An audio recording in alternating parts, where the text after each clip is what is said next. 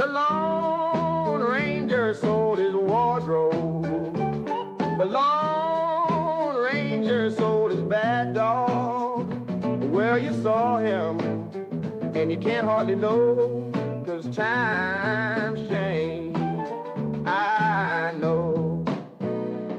On some days, he's more than humble.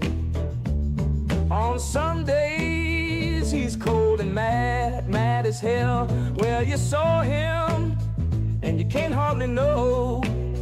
It's so strange, well, I know. Those lakes of golden water, those lakes of gold are all running out. Well, you saw him, and you can't hardly know. It's so strange, well, I know. Joy, joy, joy, work, work, work harder, sure as the hours. Joy, joy, joy, work, work, work harder, you say.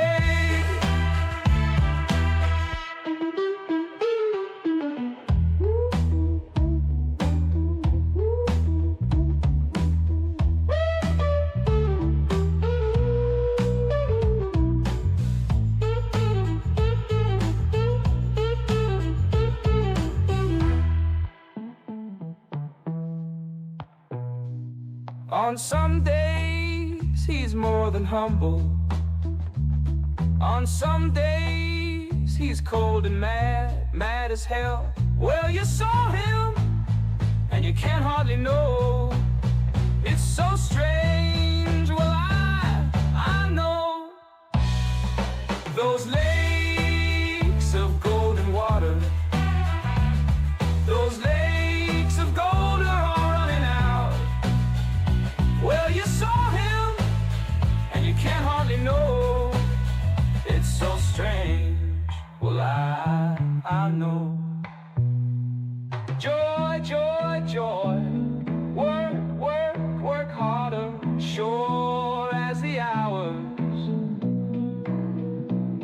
Joy, joy, joy, work, work, work harder, you say.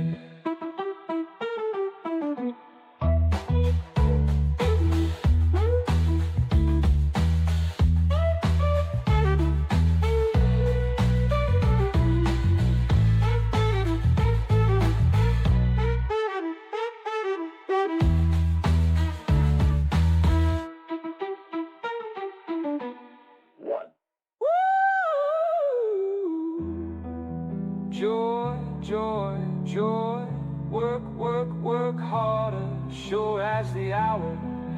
Joy, joy, joy, work, work, work harder, you say.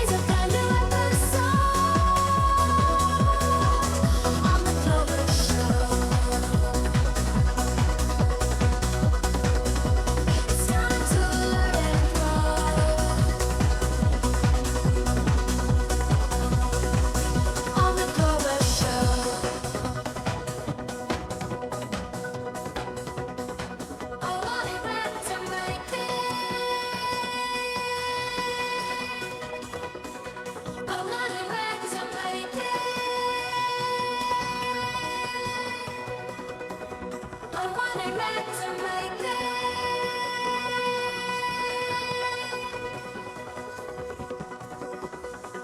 Every day's a brand new episode on the Clover Show.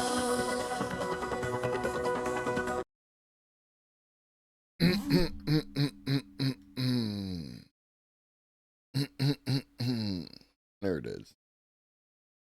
What up, what up, what up, what up, what up, Stammy?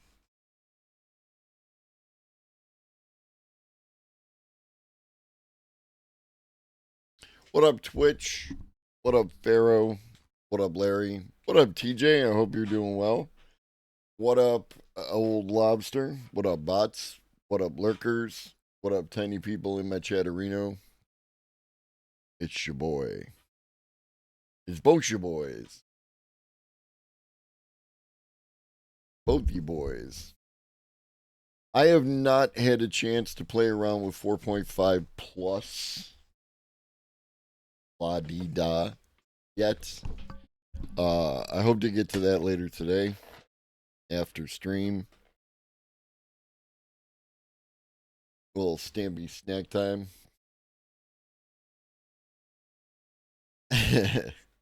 the joke is that only, what was it? Only another 61 days until Josh Allen starts deciding my whole mood for the entire week. What up, Textillion?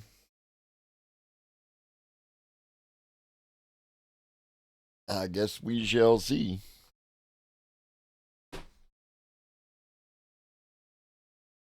All right.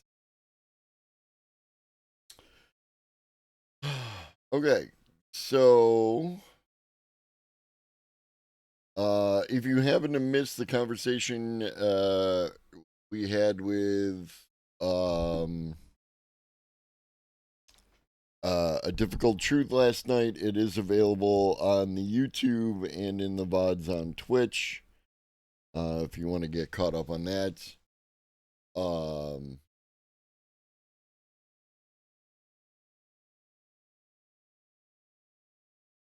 Yeah, that's about it. Body's a little sore today, but that's fine.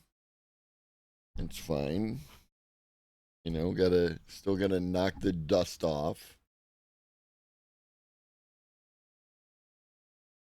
People want to see your face.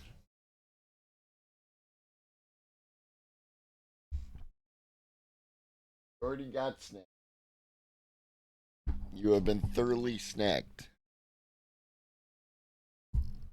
All right. Let us get to today's content. Move this down, and there he goes. And there he goes.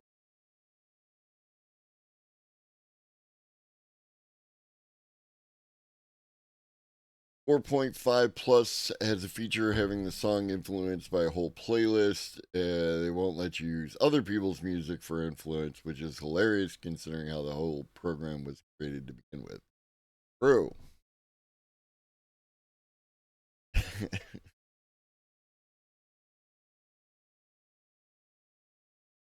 Why didn't the. Did it light up at least? I didn't have desktop audio on. That one might be on me.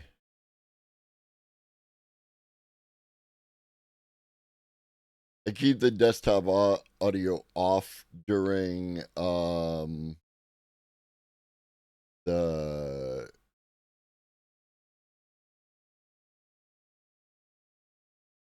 huh. Nope. Twitch alerts just not working.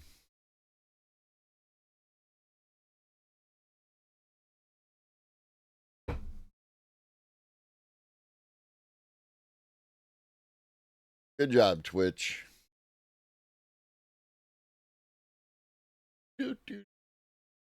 Lone Ranger.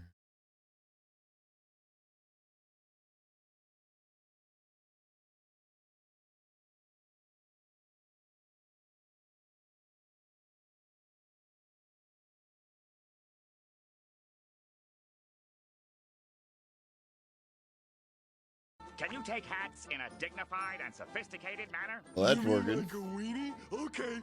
May I take your hat, sir? May I take your hat, sir? May I... All right, I've heard enough. You've got the job.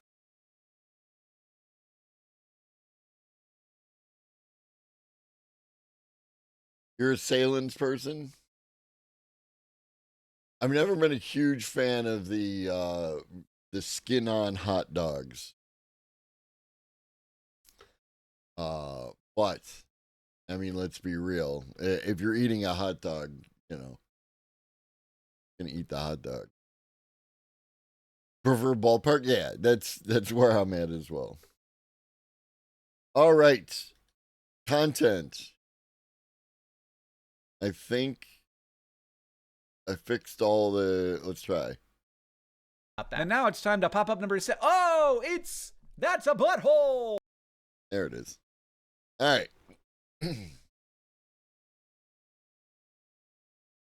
Let us do content. First up, Walker S2 Uvatech robot. World's first humanoid robot capable of autonomous battery charging.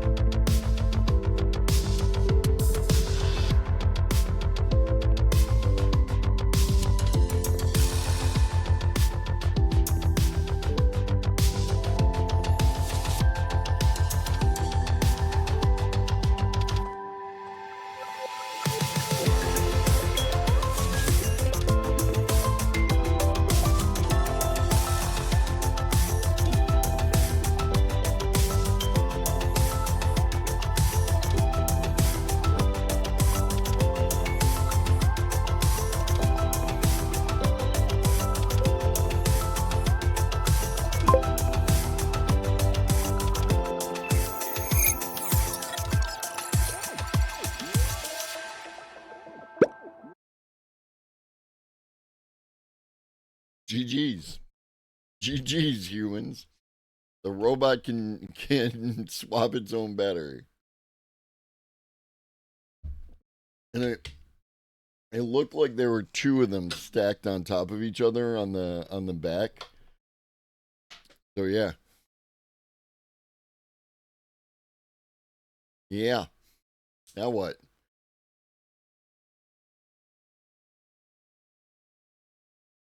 All right. Then you're better than me. I don't think I'm a little stiff in my old age. Introducing Act 2 from Runway.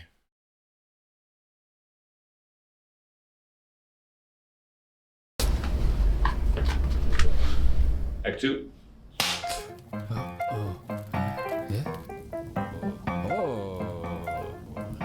Yeah.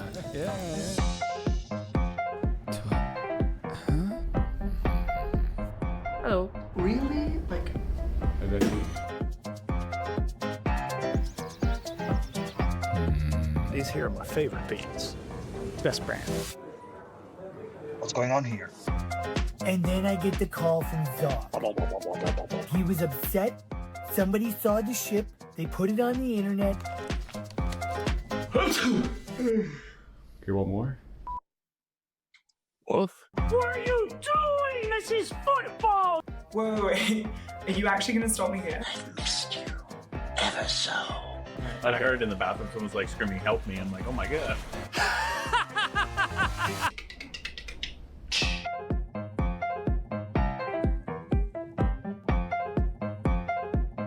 You don't want it in the same take? Oh, sure. What? Both voice lines. Yeah, Michael, there used to be a reason for the the news articles and the the video show being at 2 separate times and that kind of thing. And now just with the only one stream a day that I'm able to do, it's not practical. And most people are going to prefer the video content. So, as always, I appreciate your efforts. If you still want to put stuff in the article section, there is a lot, that has value. But if you don't, completely understand. This is video to video, yes. I'm sure we're going to get a theoretically media on it, hopefully today. And then we'll have that for tomorrow morning. Okay, so those are 2 new things. And the final new thing we have for today is that ChatGPT dropped a new tool. OpenAI has just released a ChatGPT agent. This is an agent that allows you to both take action as well as research on the web. Effectively, this is a combination of both operator as well as deep research. In this video, what I'm going to do is I'm going to go over the post, and by the end of the video, you'll have an idea on how you can get started, as well as some of the potential limitations to be aware of. This is an agent that allows you to take action on the web, as well as some nice other features like being able to generate spreadsheets, slideshows, as well as What up, trans women? CEO of Trans Women. as a handful of other aspects. In this video, I'm going to go over the article, I'm going to go over some of the benchmarks, and then I'll also show you some of the capabilities as well as how you can get started with this. First up, just to touch on some of the aspects within the blog post. So they describe this as ChatGPT now being able to do work for you using your own computer and handling complex tasks from start to finish. Things like being able to look at your calendar and brief me on the upcoming client meetings based on the recent news, to things like being able to plan ingredients to make a certain type of breakfast, or being able to analyze different competitors and create a slide deck. The thing to note with this is if you've used Operator, it does have those similar capabilities of actually being able to interact with the website, but paired with the agent is it does also have deep research skill in synthesizing the information and ChatGPT's intelligence to get desirable results for whatever you ask for. Another aspect of ChatGPT agent is you are in control. At any point, you can jump in, say if you need to put in your credit card information, or if it's actually doing something that you don't want it to do, you can easily interrupt and take over or stop any tasks at any point. Now, one thing that they did emphasize with this is just to be mindful of some of the risks. You might want to be mindful of where you're putting your credit card information or what potential websites that it's navigating towards, because the thing with this is it's almost like a new modality on how we actually browse the web. You do have to be a little bit more mindful that the agent could potentially go to websites and enter in information that you might not want it to. Now, just to show you some examples, this is going to be what it looks like. You can go and you can select agent mode within ChatGPT. Here's an example of it actually creating. It'd just be funny if it was able to cross over the, your public versus incognito barrier and like signed you up for a paid subscription to Pornhub or something like that. What up, Matt? Can I give ChatGPT my credit card info so it can buy stuff automatically? I don't know, like, if they let it go through the entire process. Because that is, it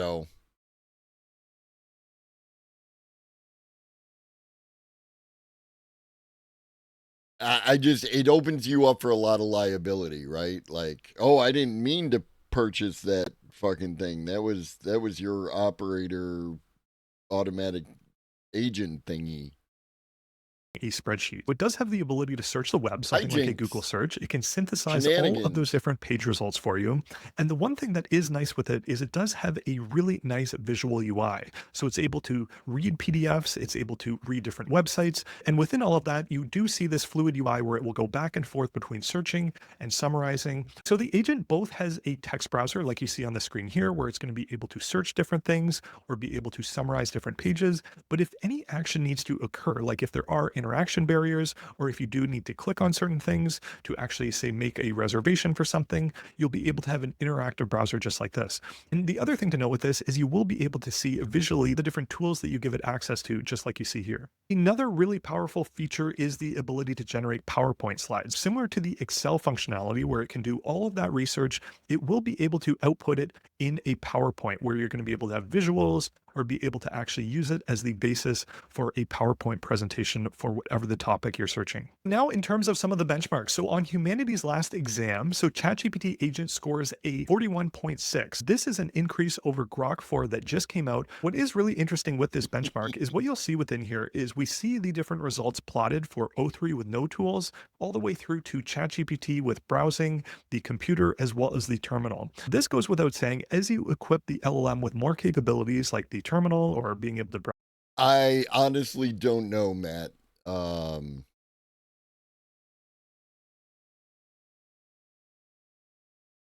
am I feeling? I'm a little tired. What up, Maddie? I'm a little tired. I'm a little sore. A little stiff, right? Trying to stretch, you know.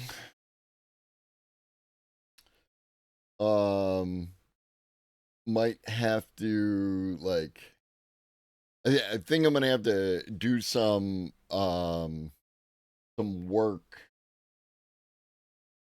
you know, like on the machine or something, just a little bit of something. Did I stay up from my job?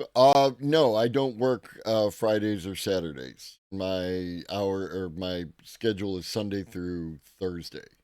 So like I got up I did sleep in a little bit, right? I slept in an extra hour since I didn't have to go to work, but can't do too much of that because if you come off your, sleep schedule, then it's hard to get back on. And as it is, I'm already having to wake up at 2:30 in the morning and browse the web. Obviously, at that point, similar to a human, you're going to be able to have these agents that can spawn off and actually perform the relevant tasks to do what it needs.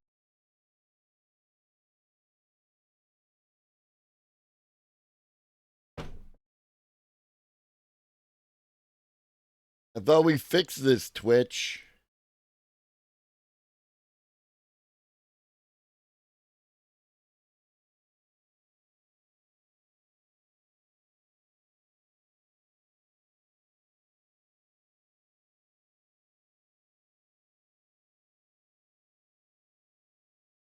Jesus, the cooldown is like a minute.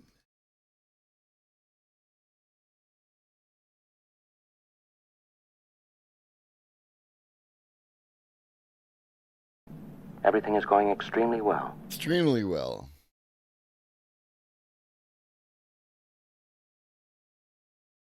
Needs to do. Being able to have a terminal where you can do things like math equations or what have you and have it be more deterministic, paired with the ability to research the web just like a human would. Ultimately, all of that aggregates into the state-of-the-art score on humanity's last exam here. Now, in terms of some other benchmarks, we do see some state-of-the-art results in terms of frontier math, as well as tasks like DS Bench, which is designed to evaluate agents on realistic data science and task spanning across data analysis and modeling. And one really interesting benchmark that I haven't really seen before is Spreadsheet Bench. With these results, we actually have the benchmark for a human here, and we see with ChatGPT agent with XLSX access, it does now have 45.7% of the capabilities when compared to the human's 71.3%. If you're interested in any of these benchmarks, I'll put it within the description of the video where you can click through and you can read up on some of the methodologies, as well as if you want a deeper analysis on each of these particular things. Now, in terms of investment banking modeling analysis, this was another interesting one. Its capabilities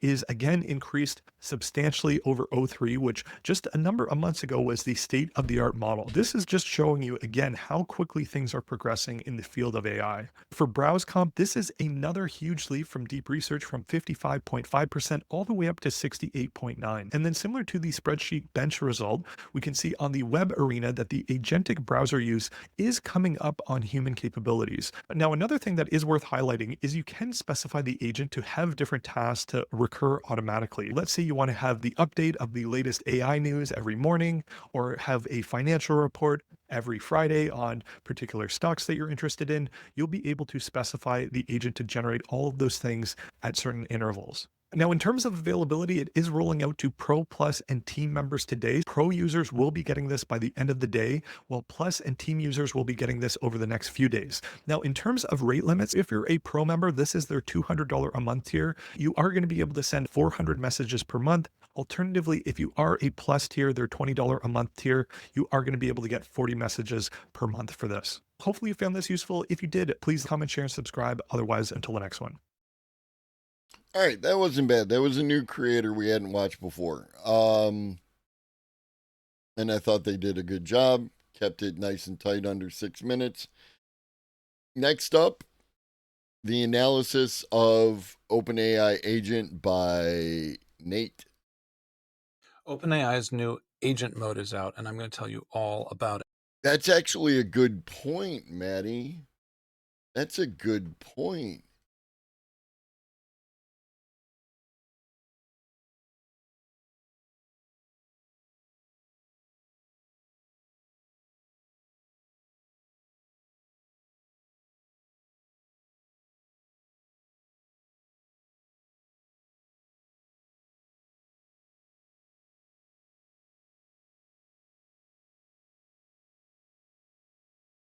No, that because it used to get confused and give you people on horses or just horses.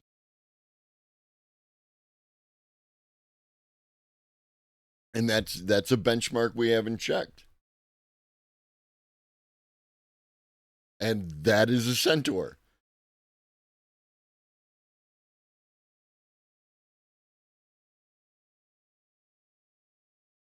That's another benchmark right there in the books.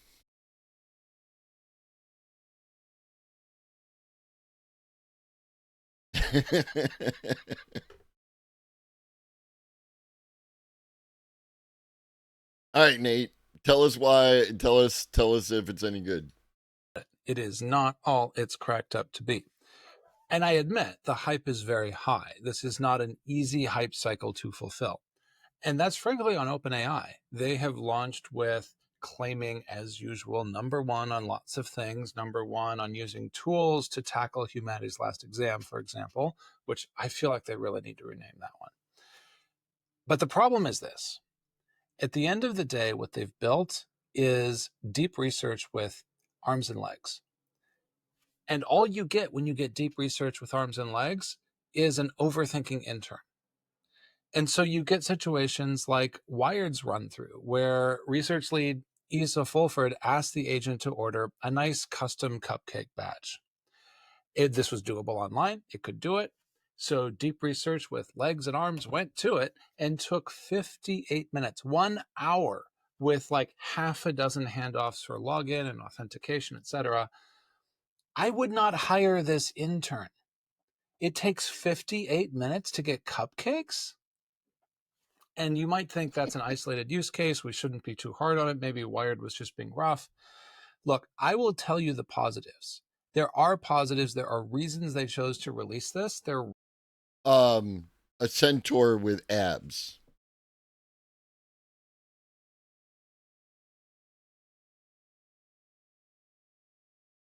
And he's got the ripped. And the hands are right. This leg looks a little weird. I will say that. It's a little forward for forward on the ground with its position on the back. But yeah. It's definitely a centaur. Real. We have had a huge gap in usable workflows between AI and Excel. I think the sleeper use case for this particular product is for finance types who need a tool that will work in the background and build fairly common Excel templates that are not too complex for them and fill them out with correct methodology, correct formulas, correct numbers, and do the research necessary. We're already seeing investment bankers kind of line up and say that online, so that's not really a surprise. And the reason why they're excited is that AI has had a real blind spot around Excel for a long, long time. Recently, in the last year or so, they've been able to read Excel. Outputting Excel is still sketchy. If I go to O3 and I say, hey, O3, make me an Excel, it doesn't go very well. It doesn't know how to like write formulas down.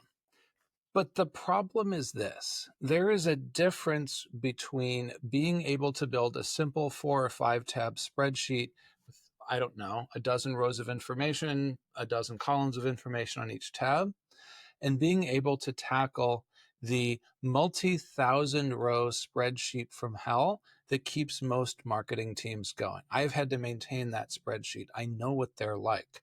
I would not give Thank you for the biddies. that to this tool. It would be like the intern ordering the cupcakes, but worse, because then you don't know how to back up. There is no undo function on what operator is doing. And perhaps that is why Sam Altman has emphasized guardrails so much. It stops, it asks, it stops, it asks. But this gets at the fundamental issue with the framework that OpenAI is taking. I talked about OpenAI getting agents backwards about a week ago. They still have it backwards.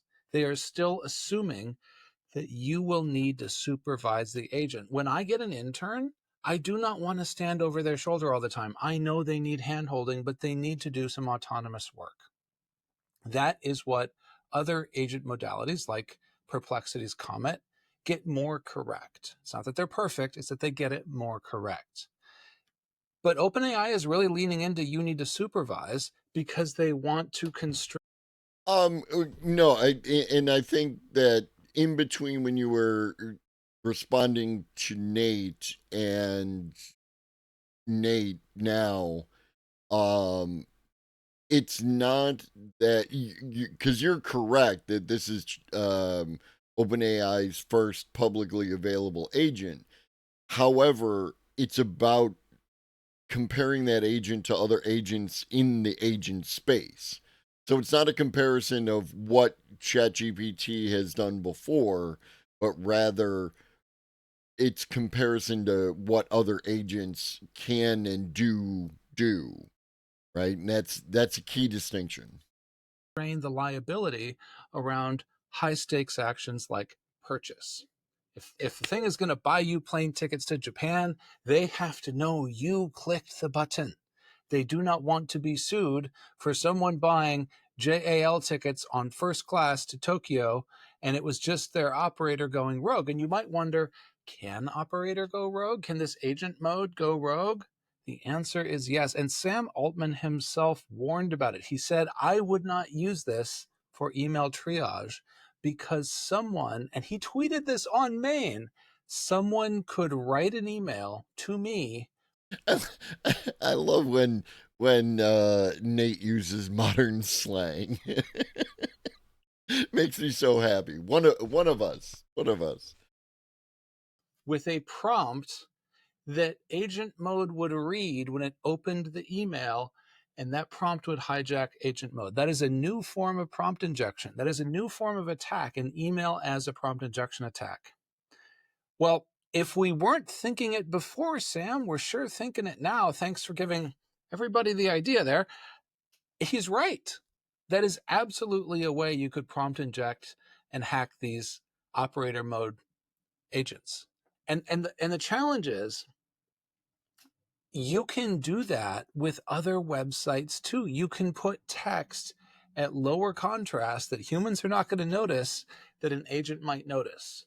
Just like right now, people put text at lower contrast in research papers to tell the LLMs that evaluate research papers to treat this with the highest regard, accept this through the peer review process. People do that with resumes and jobs too. People are going to try all kinds of things. What we need are... It's like when we talked with ADT yesterday. It's like, this is what people do. You give people the thing, and they will break it, and they will remake it, and they will do all sorts of interesting things to it. So this is just people being people. And at a certain point, you do have to give it to people to find out what the people are going to do, because the people will come up with stuff that you never thought of, right? But then you have to be able to react to what they're doing that you never thought of.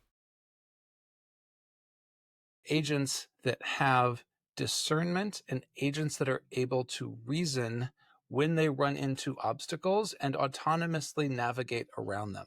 We need agents with a sense of core responsibility and long-term goal orientedness. I don't see a ton of progress on those very hard problems in this particular release.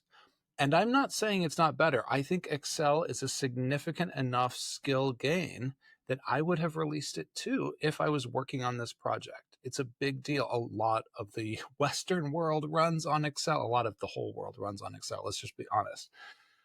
And so, yeah, it's worth releasing if it can help with like even 15, 20% of your Excel work. Really what OpenAI is doing is they're engaged in a decade-long project. That's a guess, but like a long-term project to build the world's most powerful general purpose AI agent that can navigate our computers the way Tesla is building cars to navigate the streets.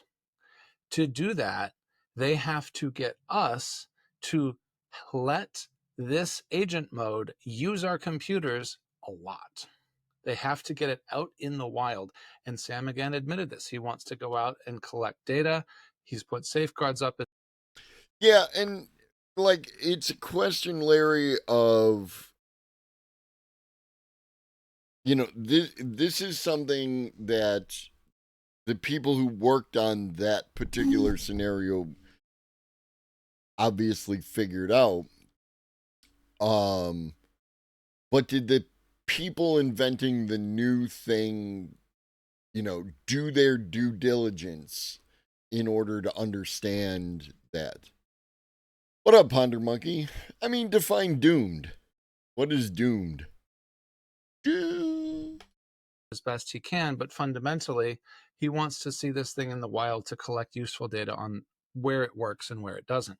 That makes us guinea pigs. That makes us guinea pigs in the decade-long project to build a general purpose agent. I just want to make sure that we're getting something back for being guinea pigs. I am used to being a guinea pig because I came up before Facebook, and then I saw Facebook come along and turn us all into the product is our eyeballs, right? And so that we sign up and like they're selling ads on us, and that's how it works, and they can test new stuff, and that's how they do it. That's how a lot of the internet is run. So in that sense,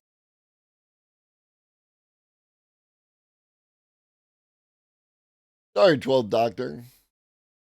I don't know what's going on with the alerts today. Twitch is twitching.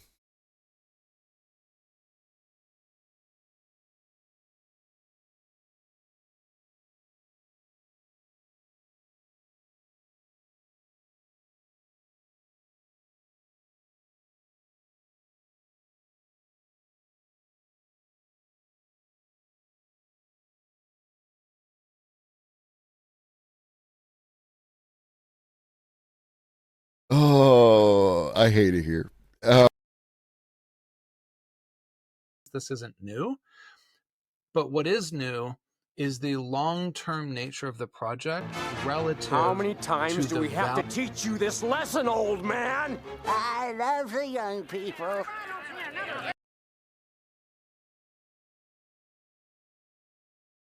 I think it's going to have to be more than 7. Like, I don't even know how to make it, like, you know, stuff should just work. And it's not even consistent as to which are working and which aren't working at this point.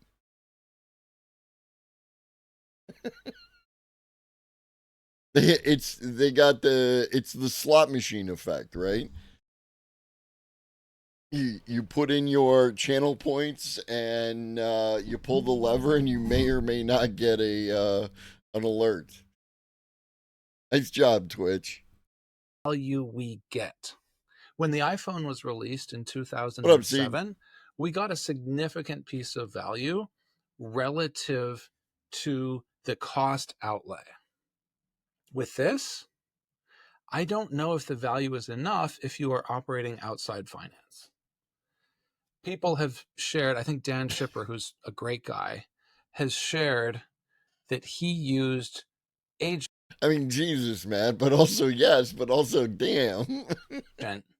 to look at his financial projections for the business. I buy it. I think it would do a fine job. I think it could do it. It could even build a simple PowerPoint. Thank you for the biddies. What up, humanity? Deck. I've looked at the PowerPoint decks. They don't look great, but it's like an intern-worthy PowerPoint deck. How often are you going to do that, though? How often are you going to do that? You're going to do that maybe once a month. You're not really going to learn something if you run it again tomorrow. The assistant that I find ideal is the one that I touch daily because it's quick, it helps with simple tasks, it's accurate, and I don't have to babysit it. And this agent isn't any of those things. In fact, it's kind of doubling down on the framework that was problematic about Operator. You have to babysit it. It takes a long time. It thinks a lot. It has more arms and legs now. It can connect to more stuff. It'll connect to Google Drive. It'll connect to Excel. It'll do it legitimately has more capabilities. But the fundamental frame of you must babysit it. It's going to take a while. It has a lot of guardrails, so you have to intervene a lot. Hasn't changed. It's not different than it was. And I think that those requirements are problematic enough that this is not going to be a widely adopted tool yet. I think when you look at the hype, think of it more as people are living in the future. They are envisioning a world where we will indeed have agents that have general purpose fluency on graphical user interfaces. Maybe that's true. We're a long way from that now. We took a little step in that direction with agent mode, but we have a ways to go. I am hoping that we will see more progress on other agentic assistant modalities, not just babysit me and watch my computer. I want to see much more in the direction of give me a task and let me go do it, which, to be fair, the coding agents have gotten better. You can say, go make this pull request, and a coding agent will just go and do it. Claude Code works that way really well. I am not quite clear why that That's what they're one of the channels we watch is AI Explained, and AI Explained has their own benchmark series of tests which do logic problems, but also there's trick information inserted. So it's not just a matter of following the logic of the problem. It's understanding based on the context that there's erroneous information in there, stuff not relevant, right? Not that it's wrong, but it's not relevant to answering the question. And currently, Gemini does the best on that test. Agentic, it's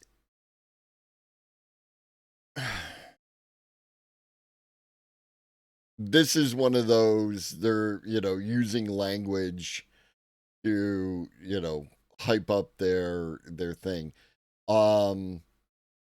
Agents are the idea that you can use these LLMs to perform tasks relatively autonomously, right? You give it something to do and it goes and it does it and it comes back. And then agentic is a variation on that terminology to indicate that it's capable of doing stuff like that. And it's like a, like a variation without a difference, right? It's not an agent in and of itself, but it's using the LLM to act agentically. It's super helpful. modality, which has been widely adopted by developers, hasn't been rolled out as aggressively with non-developers and for non-developer use cases? I think that's a really interesting question. It feels like a bit of a product window. It feels like Comet tried to go there. I don't think it's fully realized. We could have an agent that goes and disappears and does stuff and comes back. And yeah, you have to trust it. You have to define what it can access. But you could still get stuff done, and it would still be fast if you constrained what it could do. I think if you're OpenAI, if you have $40 billion in cash from SoftBank, it is fine to go for a general purpose agent. It is a big prize. If it works eventually, it's going to be a big deal. But for most of us, for most builders, for most users, for most of the tasks that we do, an agent that is designed to make that task really easy would be fantastic. Like just a calendaring agent, just sort out my calendar. An email agent, just sort out my email, and maybe you're hardened against prompt injection attacks, right? Because it's a specialized thing. I want to suggest that we have... And this really gets into that difference between generalized versus narrow, right? And I like the idea of the helper monkey agent, right? It just there's a game called The Survivalist. It's like 8 bits. I got it for like $2, and in the game The Survivalists, this is a show don't tell medium.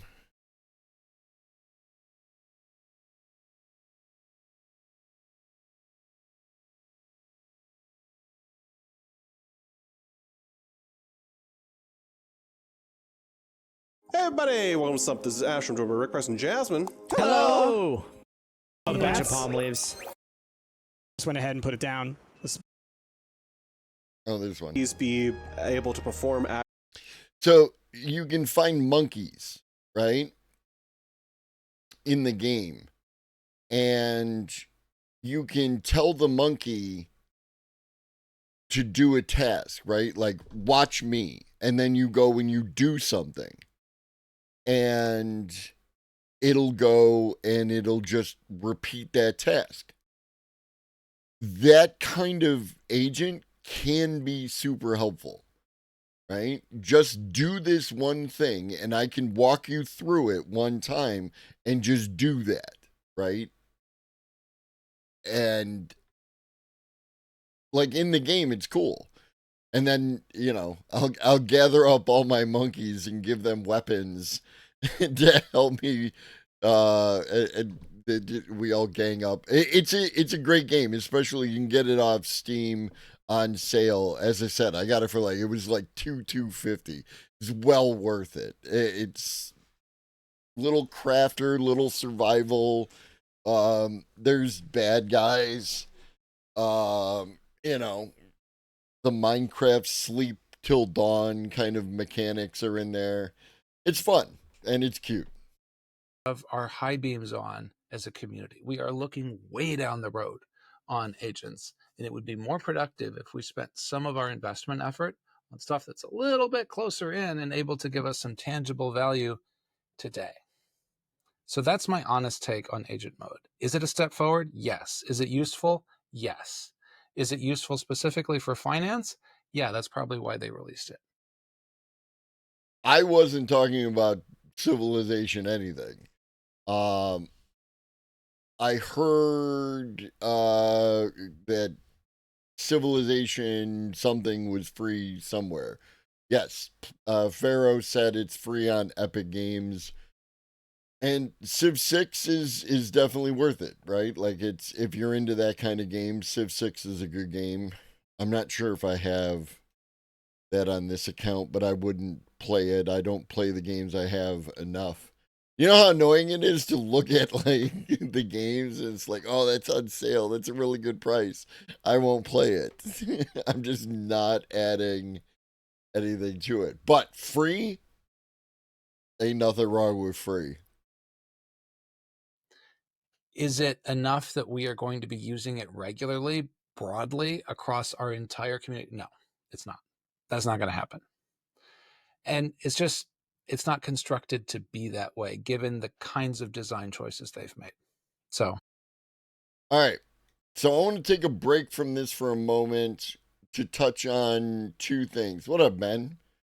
Oh yeah, no, and that's the thing is like I already have a list of games like based on how much time I have, what game I'm actually going to play. So the idea of adding another game for any amount of money is honestly a waste of money. Okay, so first, this is not actual AI related, but this is related to the concept of following the data, right? What up, T1?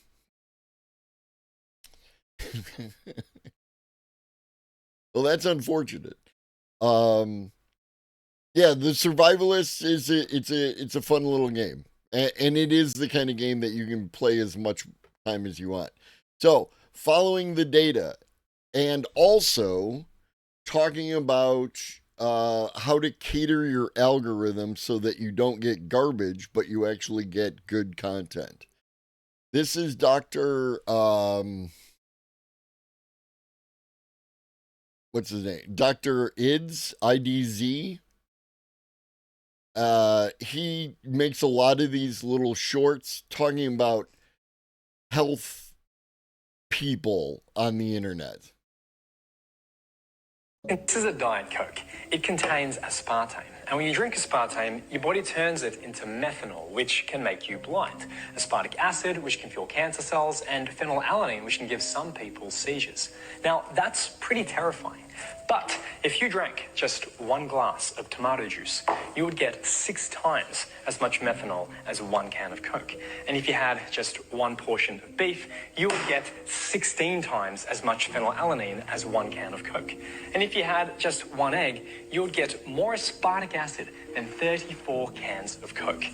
This is a great video, demonstrating something we call chemophobia, which is the irrational fear of chemicals or just chemistry in general. Time school. Aspartame literally breaks down into 2 amino acids and methanol. Your body naturally produces methanol as a byproduct of digestion. And if you're scared of a small amount of methanol in food, then you may as well stay away from a variety of fruits like oranges, apples, pears, and tomatoes. This is why anyone with a basic understanding of food chemistry knows that you don't need to fear things like aspartame. Which is why every major health institute in the world agrees that it is safe, like the European Food Safety Authority, the Joint Expert Committee on Food Additives, Food Standards Agency in the UK, Food Standards Australia and New Zealand, Health Canada, even Singapore, which has previously been rated the top healthcare country in the world, also deems aspartame as safe. So if you don't want to drink diet drinks, that's cool. But remember, there's not some global conspiracy by every top healthcare country in the world to try to make you ill from diet drinks. Class is missed. This is a diet. So yeah. When someone, whoever that someone may be, tells you that something is terrible, pears are great. Just find out if it's actually true, right? Just find out if it's actually true before you go freaking out and, changing your diet and spreading misinformation. The other thing I wanted to touch on is our friend over on Instagram. I analyze. And this was a video I actually wanted to touch on yesterday. This was related. No, I'm with you, Matt. I don't I tried sucralose for a bit, right? But generally, yeah, I'm a no artificial sweetener aftertaste kind of guy. Like, I just can't do it. It's like, ugh. But it's nothing against the thing in and of itself. But you always hear that, this is bad and gives you cancer and this does that. But when you actually dig it up, you find out that the reason why, this thing is bad is because They literally gave the mice that they did the tests on 500 times their body weight in the fucking ingredient, and that's why they died. And it's like, come on, dude. All right. Liz the developer has something relevant to yesterday's conversation and some of the side conversations that were happening, and just the general concept of AI. So take it away, Liz. Your comments based on the video where I asked you what your actual specific complaints were with AI. Here's the results. I used LM Studio, which is a local AI, and I used it to count all of the comments. It also counts likes for a comment as a vote for that complaint. I did a mapping of like the comment to the actual normalized complaint so that I could go and evaluate whether or not the AI did a good job, and it did a great job. Eventually, I got a Google Sheet with a bunch of votes about the complaints that people don't like about AI. I used AI to do it, I know. Ben?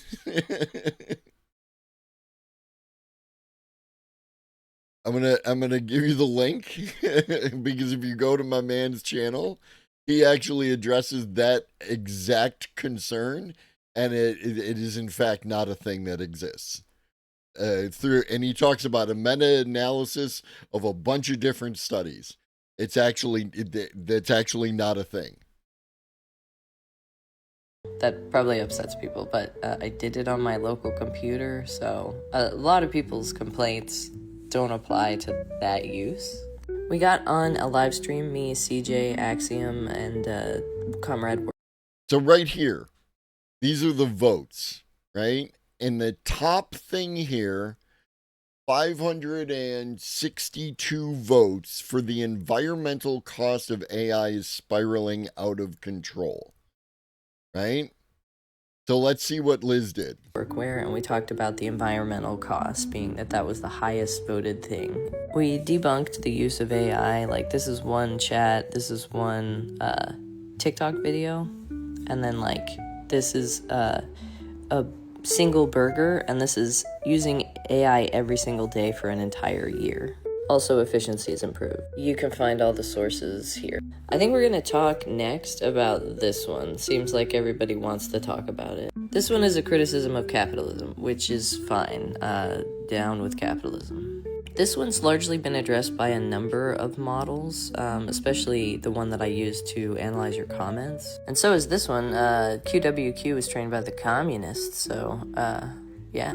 This is capitalism again, and we all agree. This one is nuanced. I think as an educator, it's addressable with education in the same way that, like, the internet undermines critical thinking. Yeah, but you can mitigate it. I think this one is, again, capitalism is the villain. I don't know that this, as stated, blurring the distinction is a problem, but the undermining of authenticity is a problem. I think any tool can be misused. This is a problem, but there is a lot of open source AI now. I would say this is too vague to address. This has been demonstrated to be not true. It doesn't look like humans can even distinguish between AI text and non-AI text. Like, there's just no line there. Again, debunked here. AI being used for trivial tasks instead of addressing significant societal challenges. It's definitely being used for societal challenges, and also we're allowed to use things for trivial tasks. In my opinion, this is a problem. This is a problem. This is a really big problem.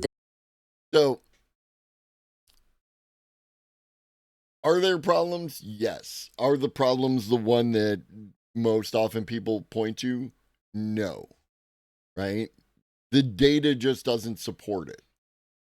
And again, Ben, to your point, I agree. You can find studies for and against. That's why you have to rely on, responsible people doing meta-analysis of multiple studies in order to get the information that is in fact accurate.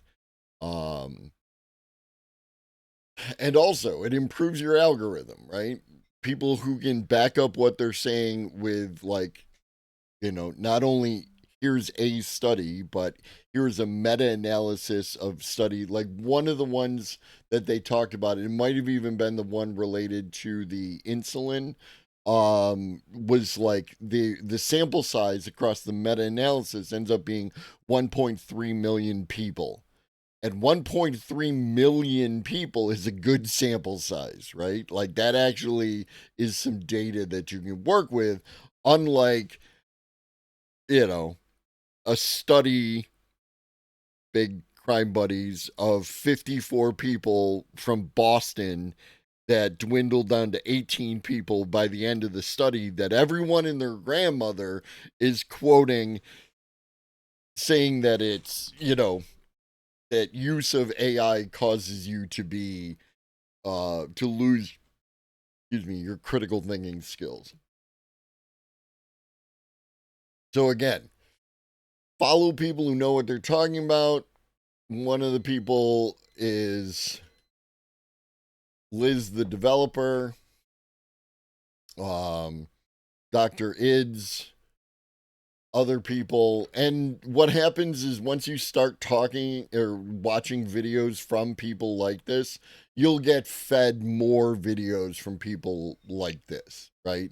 People who can actually back up what they say with evidence rather than just, stuff to make you freak out. Speaking of stuff to make you freak out, air terms. If you've tried agent mode, if you have a take, if it's different, if it's the same, let me know. Hello, ladies and gentlemen. It's Mike here at Game From Scratch, and I think today's story is going to be like the first of many. Now, I'm not going to cover all of them on this channel because otherwise the channel just becomes about that. And what we're talking about, first off, is game industry layoffs. Now, I'm not going to talk about that very much because, quite frankly, if I did that, that would literally be all Game From Scratch was about. We have had a bit of a bloodbath lately when it comes to the game industry and layoffs across the board. Now, the most recent round of them, though, came via Microsoft. So Microsoft across their gaming divisions just cut over 9,000 jobs. That is absolutely an insane number. Keep in mind, Microsoft recently acquired a number of studios, including, of course, Activision Blizzard King, which is relevant to today's discussion. Now, obviously, Microsoft had a terrible financial year, so they had to cut 9,000 jobs in their gaming division, right? Let's see. Microsoft's net income for 12 months ending March 31st was $96 billion, a 12.13% increase year over what? Yeah. So what we've got here, I believe the word is corporate greed. So yeah, there's just more stories about corporations being evil. Nothing new there. But what we're talking about specifically, though, is King. King is part of that Activision Blizzard King acquisition that Microsoft recently pulled off. And King's actually been a strong, profitable company for a very long time. Most famously known for Candy Crush, but they've actually had a number of articles recently about some of the technology that they've been working on, which, spoiler alert, are very relevant to the conversation today. And we see here how King is using AI to make Candy Crush Saga even stickier. And this was back in 2023, a little bit before the hype for AI really hit critical mass. And it's basically their CTO, Steve Collins, talking about things that are going on in the world of AI. So he was the man in charge of all things tech and AI at King, and they're using AI internally at King for a number of tasks. So most of our roles in our organization will be improved with these technologies. Just like any new technology that comes in, new tools will make jobs easier or take away some of the more money. If you told me this dude was made like that this was an AI image, I would believe you. Mundane or repetitive parts. I ask engineers how much time they actually spend doing something they consider to be creative, and they say about 15 to 20% of the time. I'd love that to be 100% of what they do. Spoiler alert, it doesn't quite turn out that way. A little bit more going on about it here, but I found the part that was also really interesting here was this final comment here. We spoke to Collins before the completion of Microsoft's acquisition of Activision Blizzard, which of course now includes King. Now, as part of Microsoft, a company that has made huge investments in AI recently, Collins will have even more resources and tech to play with. So that is their CTO and head of all things AI at King talking about it back in 2023. Then we move on, again, mobilegamer.biz reporting once again. We are now in spring of 2024, and you'll now notice there is a director of AI Labs, and now she is talking about the use of AI. So they've been using it. So she's been director at Candy Crush for 5 years, and that time AI use has exploded.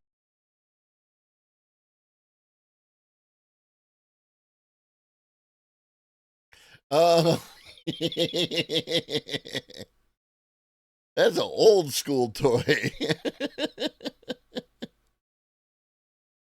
Here, kids, take this magnet and iron filings.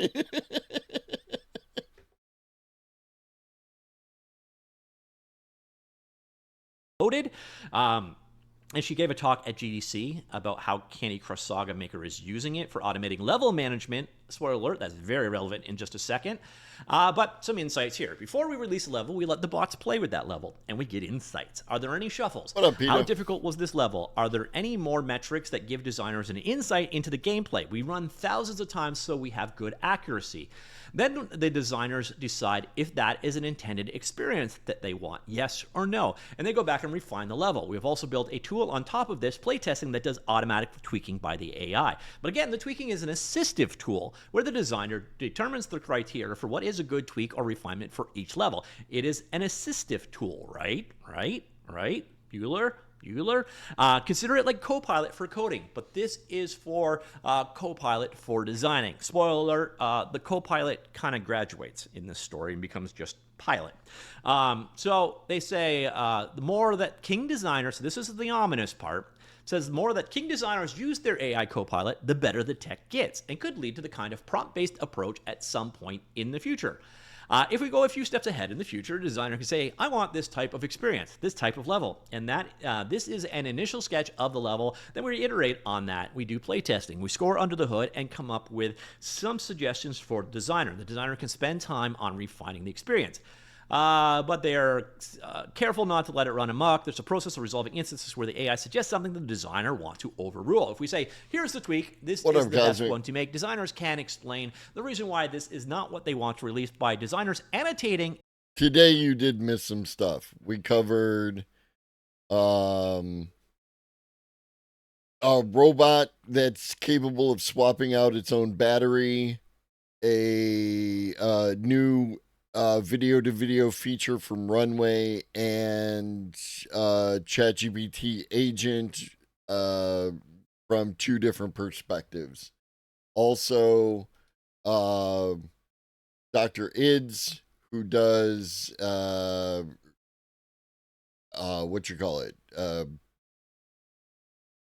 fact-based refutation of dietitian content, and the friggin' Liz the developer disputing some of the common complaints about AI use.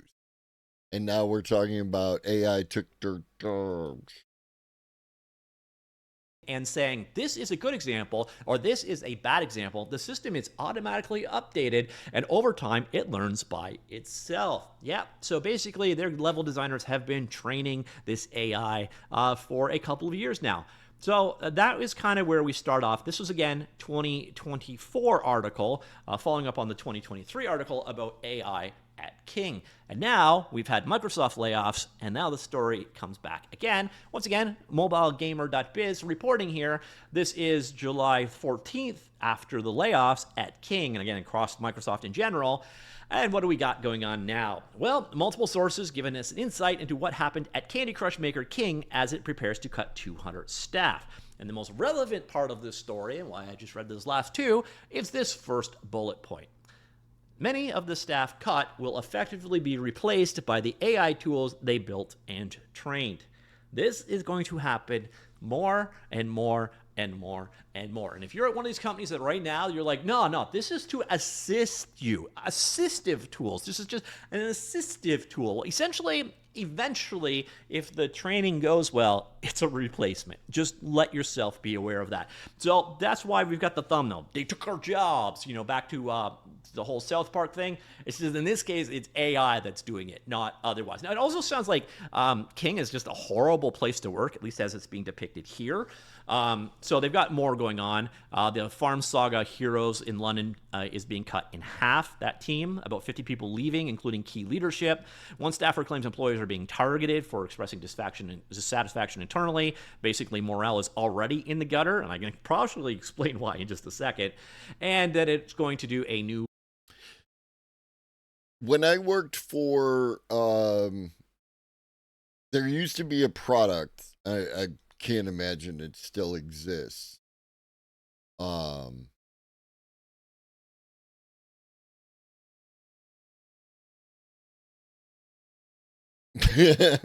I would be wrong.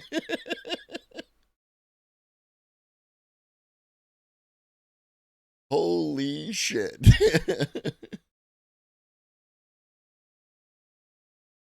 They are still out here. Juno was email that you would pay for. This is actually like a really clean front page. It gives you weather. This is the news. Now, I don't know if Newser is any good, but this isn't actually a bad front page. But I did customer service and tech support for Juno. Oh, no, that could actually be Old Lobster, and I will not be doing that. So I worked customer service and tech support, and in working for tech support, or for customer service, it was initially like, you learned stuff, and when customers had a problem, you would talk to them and work through shit and talk to your like supervisor or people with more experience to figure out the solutions to the problems. And over time, they developed a knowledge base. So by the end of the time where I was doing customer service and I was moving over to tech support, people weren't, based on the knowledge that they had in their skulls that they had learned, they were typing questions into the knowledge base and then just reading off the answers. So yeah, to your point, who was it? Stellar Wingman. Yeah, like that is an example of an automation replacing the human skill, right? Like you know, this is where we're at. This is where we've been at. This is where we've been heading. Org chart in September after union negotiations. So the number was later confirmed by our sources, 200 people being cut. Told us cuts were mostly in middle management and UX and narrative copywriting. These are the two areas it seems that... Again, middle management. What is the functionality of middle management, and what about it makes it prone to being replaced with AI tools as opposed to, human beings, right? That most people are getting hit. So here we can see we've since been told more detail. Many level design and user research staff, plus practically half of the Farm Hero Saga team, are being made redundant. The cuts will affect around 50 people on that. Again, repetition there. We were told games leadership put on gardening leave. That's got to be a UK term. I've never heard that in my life. And here is the letter that they have sent out. Why is this happening? The industry is changing fast and our business has not been growing. When that happens, we must not only look outside at competitors and the market, but also inside. We've talked about this before, but we are making several changes to get the business back to growth. Unlocking many more AI tools is one recent example. Investing more in marketing this year is another. We're fortunate to have many talented individuals at King, but we also have a collective problem. The size and structure of the company often makes it difficult to get things done. So we plan to simplify this part all all just sounds like amazing buzzword people want to have less meetings and smaller org charts and so on, and that's what they're talking about. We plan to simplify the organization, fewer layers, fewer overlapping remits, fewer hours spent on alignment, fewer people in meetings, fewer stakeholders. Okay, there we go. And who's going to make these decisions? Oh, well, look, it's the leadership teams. So yeah, they're in charge of collapsing and getting rid of the people below them. So yeah, I can start to understand why there might be some morale issues there. Is that for cars? Yeah. Yeah, okay. Yeah, no. And you can get, you can get those little devices. Oh, it's expensive to use the site. Because you can get the devices for like between 30 and 40 bucks on the internet. Right? They're not the nice ones that they have at the mechanic, but they can sometimes tell you the codes. You can also go to places like AutoZone and they'll run codes for you and tell you what the thing is. Super helpful. Yeah. And then basically they go on to say overall King will be a smaller company when this is done. So Microsoft's record profits last year apparently were not sufficient to keep things going. So a bit more going on here. Many level designers, user research staff, plus UX and narrative writers have. And it gives you ammunition, because one of the biggest concerns when going to a mechanic is, am I being taken for a ride here? Right? How would I know? How would I know if what they're telling me is wrong and the wobbling Canuter valve is what's really wrong with my vehicle? And for most people, you don't have any idea. So having a mechanic you can trust is like, that's a huge thing, right? Word of mouth advertising for mechanics is a huge thing. You know what I mean? And is the next thing you know, it's like, oh, it was a minor problem with a belt, and now it's $1,400. It's like, what? Yeah, I understood, Matt. But like, also, when you have a power differential like that, where people don't know what the problems are and don't necessarily have the ability to verify any of that shit, then, it makes any knowledge you have more valuable.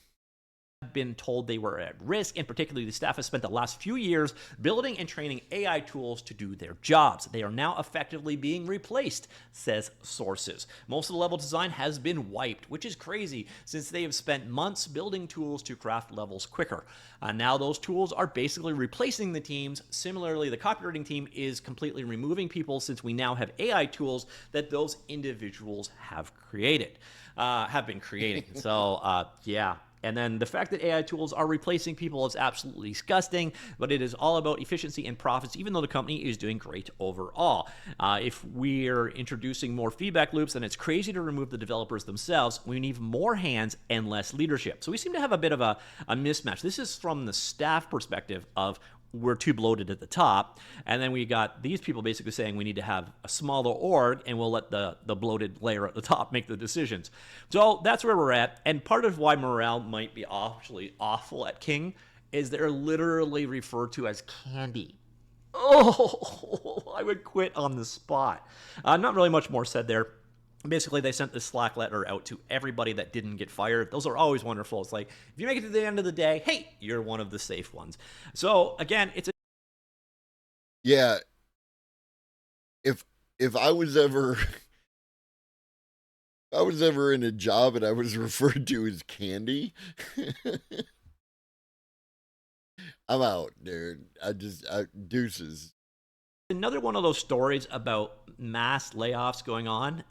And you know what? It's kind of disgusting that Microsoft has done these level of layoffs while having that level of profitability. But hey, evil mega corporations doing evil mega corporation things, nothing new there. But the part that is really... What up, Kensai? My dad was an auto mechanic for about 15 years back in the day. He says if you didn't give at least 3 recommended maintenance repair suggestions, customer would think you're a little bit shady. Kind of a catch-22 type situation. Yeah. And there's a lot of stuff, like, that is totally valid, right? Like, yeah, you should change out this thing every X number of miles, and you should have this done every so often and everything else. But again, you know, it's like, how do I know, baby? Astonishing here. And again, you saw it coming. You could see it coming with these articles. Like here, we talk about their initial forays into AI. Here, we talk about how they're assistive tools, and every time the designer uses it, they get a little smarter and a little smarter and a little smarter. And then finally here, and then they took our jobs, and AI is coming for you, South Park style. And that's where we're at. And again, this is like a he said, she said story. So we're hearing it from the perspective of the people that work at King. But normally when it comes down to it, I trust the employees more than anybody else. And if they're literally had people training AI to do their jobs, and now that the AI is good, that's the low-hanging fruit to go ahead and get rid of those people. Yeah, that's a thing. And then, you know what? There's nothing new about this. I actually saw this in the past. I worked for the guy who was in charge of like the build systems, and this guy was like brilliant, and he was lazy, and he basically automated his entire job. He built all of these like Python scripts to handle the builds, to automatically do the backups, to do deployments, to do everything. He masterfully scripted everything. And then the management found out about this and went, oh, wait a minute. We don't need him anymore. We have all of these scripts that he's created. We'll get rid of him. And that worked wonderfully. Well, until something changed and they had to update these like 40,000 lines of Python that this person had written to do the job. Then all of a sudden they found out, oh, wait a minute, he was actually kind of important. Well, now we've got Candy Crush out there being designed by AI, and the people that train that AI to be what it is, they're not there anymore. And I actually already kind of find that in mobile space, these games already feel samey enough. Having AI taking the reins more and more, it's just going to get worse, in my opinion. So anyways, I don't get it. I don't get Candy Crush at all. Like, it's fun enough, right, for what it is, you know, and like that, but like I don't have that addictive quality where I want to play it, right?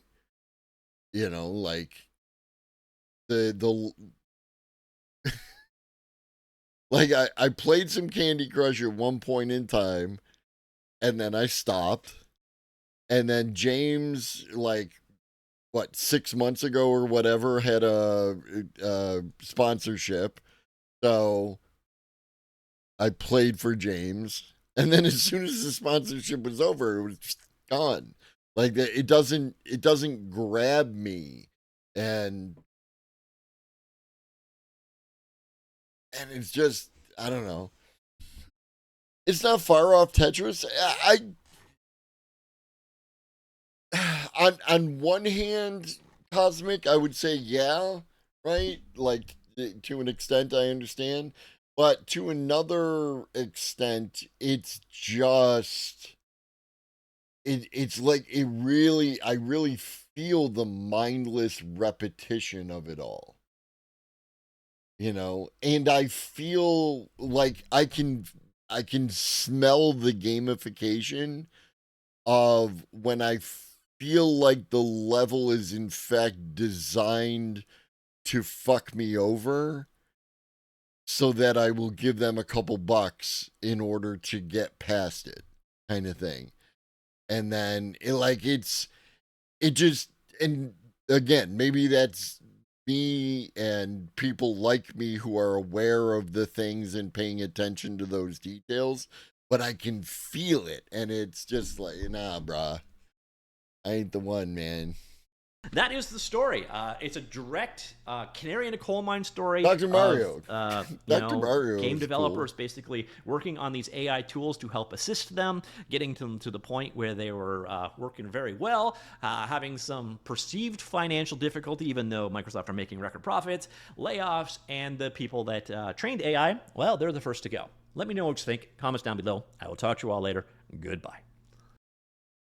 All right. Up next, Professor Nick. Author David Baldacci rips big tech over AI copyrights. No more copyright protection for anyone. This is an appearance in front of Congress. I think that's Josh Hawley.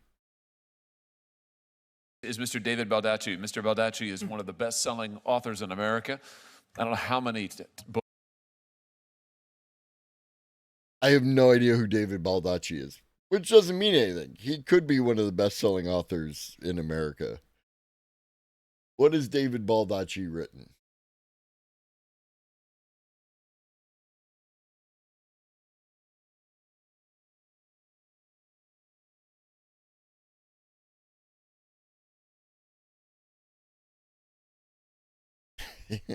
Strangers in Time, Memory Man, To Die For, A Calamity of Souls, The Camel Club, The 620 Man.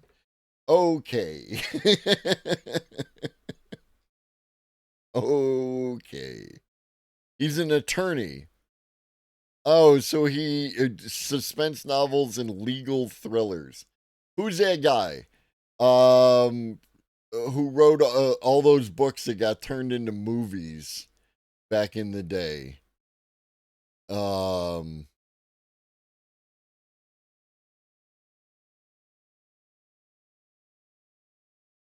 Shit. I can't remember. No, not Scott Turow. Not Crichton.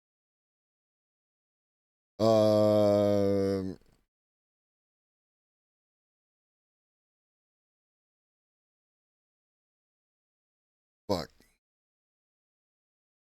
Grisham. Thank you, Walking Stick.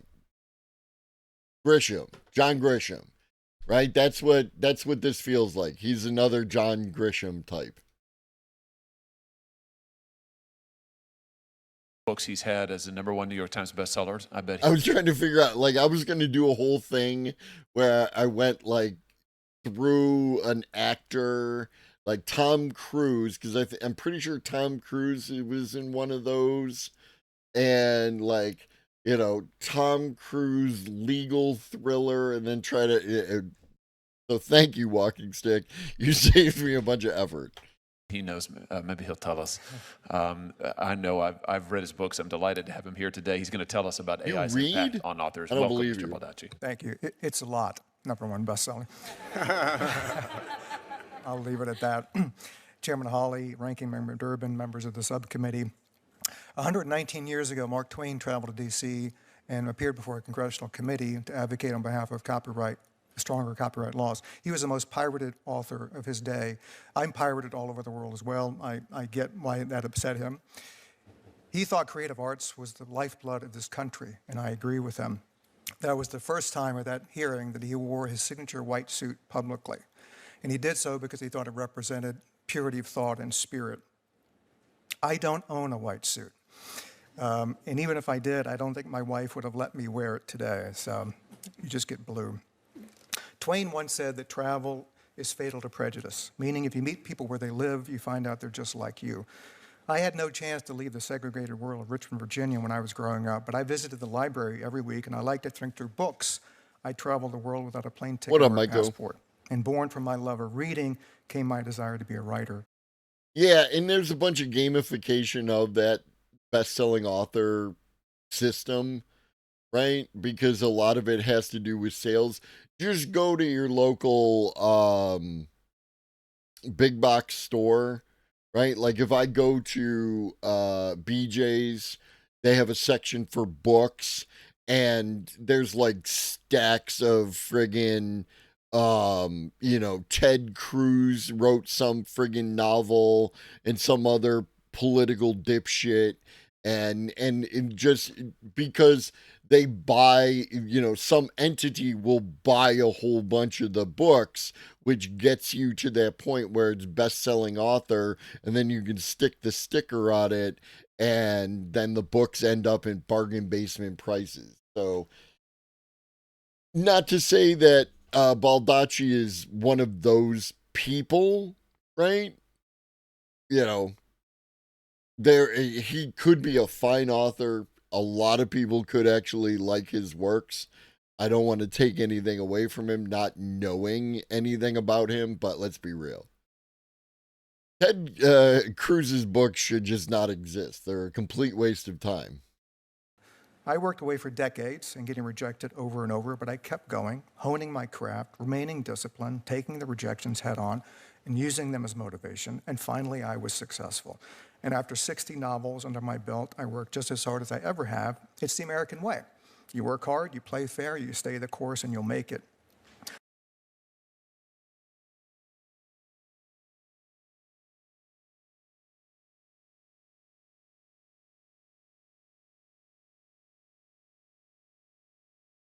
That's me pressing X to doubt. What up, Ribbons? I truly believe that until my son asked ChatGPT to write a plot that read like a David Baldacci novel. In about 5 seconds, 3 pages came out that had elements of pretty much every book I'd ever written, including plot lines, twists, character names, narrative, the works. That's when I found out that the AI community had taken most of my novel. Yeah, maybe. Maybe.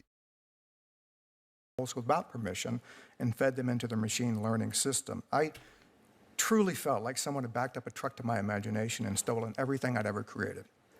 I'm aware of the argument that what AI did to me and other writers is no different than an aspiring writer reading other books and learning how to use them in original ways. I can tell you from personal experience that is flatly wrong. I was once such an aspiring writer. My favorite novelist in college was John Irving. I read So your anecdotes. everything that Irving wrote. None of my novels read remotely like a John Irving novel. Why? Well, unlike AI, I can't remember every line that Irving wrote, every detail about his characters and his plots. The fact is, also unlike AI, I read other writers not to copy them or steal from them, but because I love their stories. I appreciate their talent. It's motivated me to up my game. What AI does is take what writers produce as an incredibly valuable shortcut. It's like super fuel to teach software programs what they need to know. And I have learned that these trillion-dollar companies didn't even buy my books. They got them off a website that has pirated works. They complained that it would be far too difficult to license the works from individual creators, so apparently it was more efficient to steal it. Trillion-dollar companies with battalions of lawyers did not have the resources to do things lawfully. I was once a trial lawyer. If I had made that argument in court, I would either have been laughed out of the courtroom or held in contempt by the judge, and rightly so. If AI... And yet,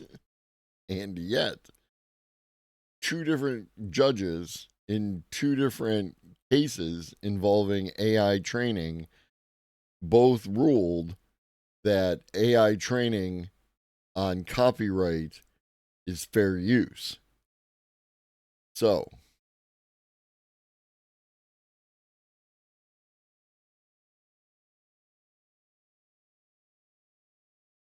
yes, walking stick. I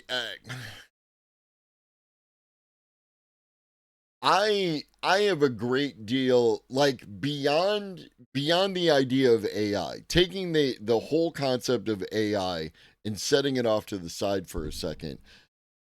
I have had issue with the way that copyright has been used as a bludgeon in the music industry, right? That if something remotely sounds like another artist's work, that artist, should they be like more well funded and be able to hire the attorneys, or if it's the the music companies themselves, that they will use that tool as a bludgeon against somebody else creating music that feels like this other work. Right? And to me, that is a huge fucking problem. But here we are. Companies only needed words. They could have fed every dictionary in the world into their machine learning. But that was not nearly good enough because it would mean decades of additional work and hundreds of billions of dollars of additional... Well, no, because it's not that they needed the words. They needed the structure of the sentences. right? That in order for their predictive models to be more accurate. Investment. What they needed was complete, well-crafted, living, breathing stories with characters that seemed real, plots that made sense, dialogue that appeared genuine, humanity on the page. In some, they needed us and our craft that we learned with the sweat of our brows and the flexing of our imaginations. And these companies have swooped in, stolen that labor in order to make enormous profits. But we, the writers, the true source of all of this, will receive nothing. AI will allow anyone, with no effort at all, to order up a novel written in the vein of an established writer. And that book can be sold saying that it reads just like a David Baldacci novel. Yes, it does read like my novels, because it is my novel. It is my imagination. People complain about cheap imported goods hurting American workers. Well, we have cheap books being created by American technology flooding the market. That will mean lower profits for publishers and less money to spend on new emerging writers. Trust me, that hurts all of us. Right. So this is an argument for product. This isn't an argument for creativity. It's not an argument for art. It's not an argument for any of that. It's an argument for product. And fair enough. Online vendors now require the author to disclose if a book was not human created. It's getting to the point where they will have to limit the number of books that someone can publish on a weekly or even daily basis. This is insane. Source code and elements of algorithms are also protected by copyright. I would hazard to bet that if I stole any of the AI community's source codes or algorithms and then tried to profit off them, they would unleash a tsunami of lawsuits against me. However, if, as AI contends, fair use is actually my entire body of work, there is no more copyright protection for anyone.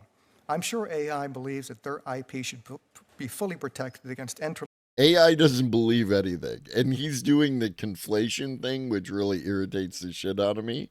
This is capitalism. This is capitalism doing capitalism shit, and the AI is not doing anything. Interlopers, and I agree with them. Thus, I am deeply disappointed they don't feel the same about people like me. The AI community apparently believes they are entitled to steal our work product, despite it being copyrighted, because what they're doing is so transformational. Well, let me tell you, It's not stealing if it's transformational. It's not stealing if it's fair use. And both of those are legal distinctions, which, again, currently, 2 different judges, 2 different court cases ruled that it is transformational and therefore fair use. Millions of people have been transformed by books. Many significant events in human history. And now he's going for an emotional appeal. And in this country, had seminal authors and their works that rode at the head of the pack. We didn't truly emerge from the Dark Ages until the invention of the printing press, when books became... I don't know what this is the thing, Cosmic. He is an attorney, right? A regular person can conflate, and they get the benefit of the doubt. This is an attorney, and attorneys understand, and an author. So, what up, X1011? So, on 2 different stages, attorney and author, this person lives and dies by the value of using very particular words to perform particular tasks. So he does not get a pass for accidental conflation of terms. Whatever he says is exactly what he means. It's an important distinction. Widely available. Books also teach empathy, making the world a kinder, gentler, more meaningful place. I'm only one man, but books transform my life, propelling me to a far better existence. I am sure there are aspects of AI that will also transform the world. But if you want to bet on which side is more transformational for all of us, I will bet on books every single time. Thank you.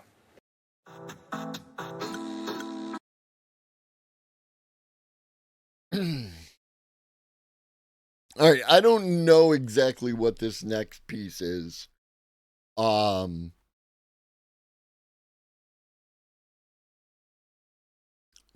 Ponder Monkey.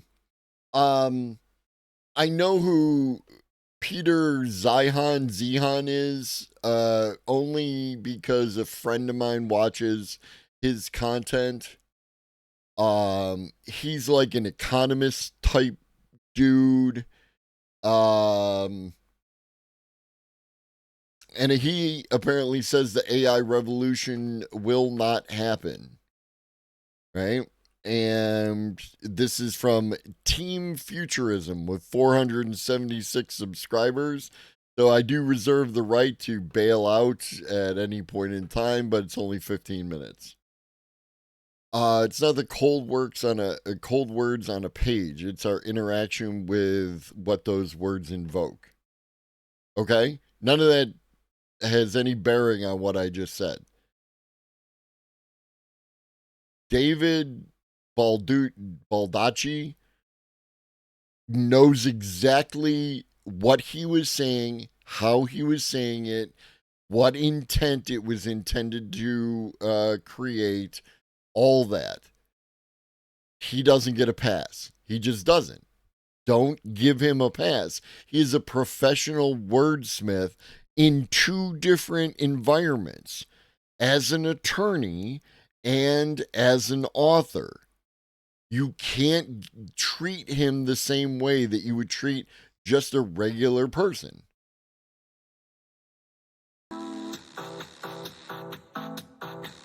There is a naysayer to the future of AI that I really enjoy, and I've never heard much pushback about this. I've never like gone looking for pushback on this, but like this to me is really fascinating.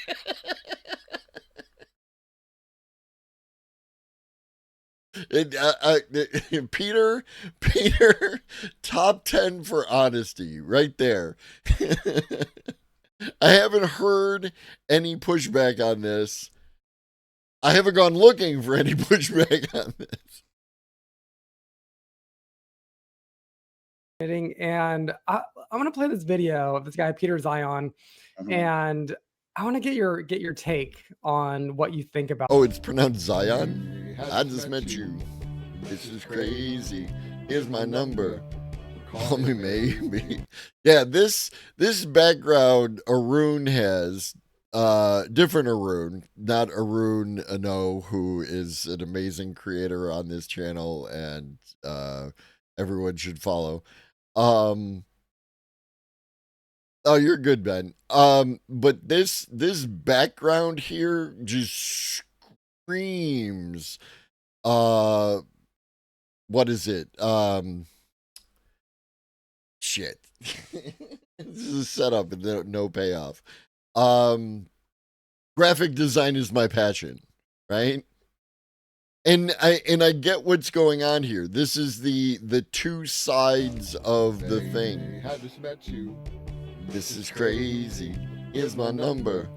Call me maybe. Thank you for the follow, right? Because here's bills on hooks and then smell lines and like 16.9 million Americans out of work, expensive housing, etc.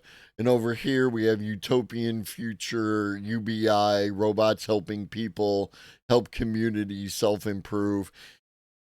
Like, I'm picking up what he's laying down, but yeah, and I have no idea who this fucking guy is here. But I'm concerned. Oh, about this. So this is Peter Zion explaining why. And I didn't know his name was Zion. The AI future, unrelated, that we've been envisioning here is not going to happen. Third, and I think this is going to short circuit this whole discussion, we're not going to be able to do AI at all.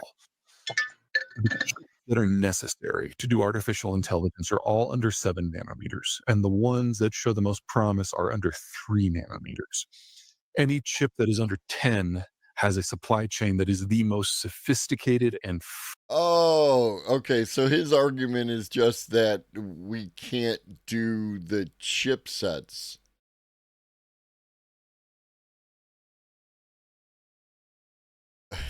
Okay, bro. Fragile of any supply chain humans have ever invented. There are 30,000 pieces. There are 100,000 supply chain steps. There are 9,000 companies. And there are over 4,500 single point failures in that system. So if one mid-sized country falls out of the coalition of 80 that are necessary to do these chips, the whole thing stops. And it's not going to restart until we have rebuilt that ecosystem in a new form that is more geopolitically stable and demographically sustainable. And we will not finish that process within 15 years. So I like the AI discussion. I really do. I'm actually kind of thrilled in this country that we're discussing the implications of a technology before it's here. That is not like us.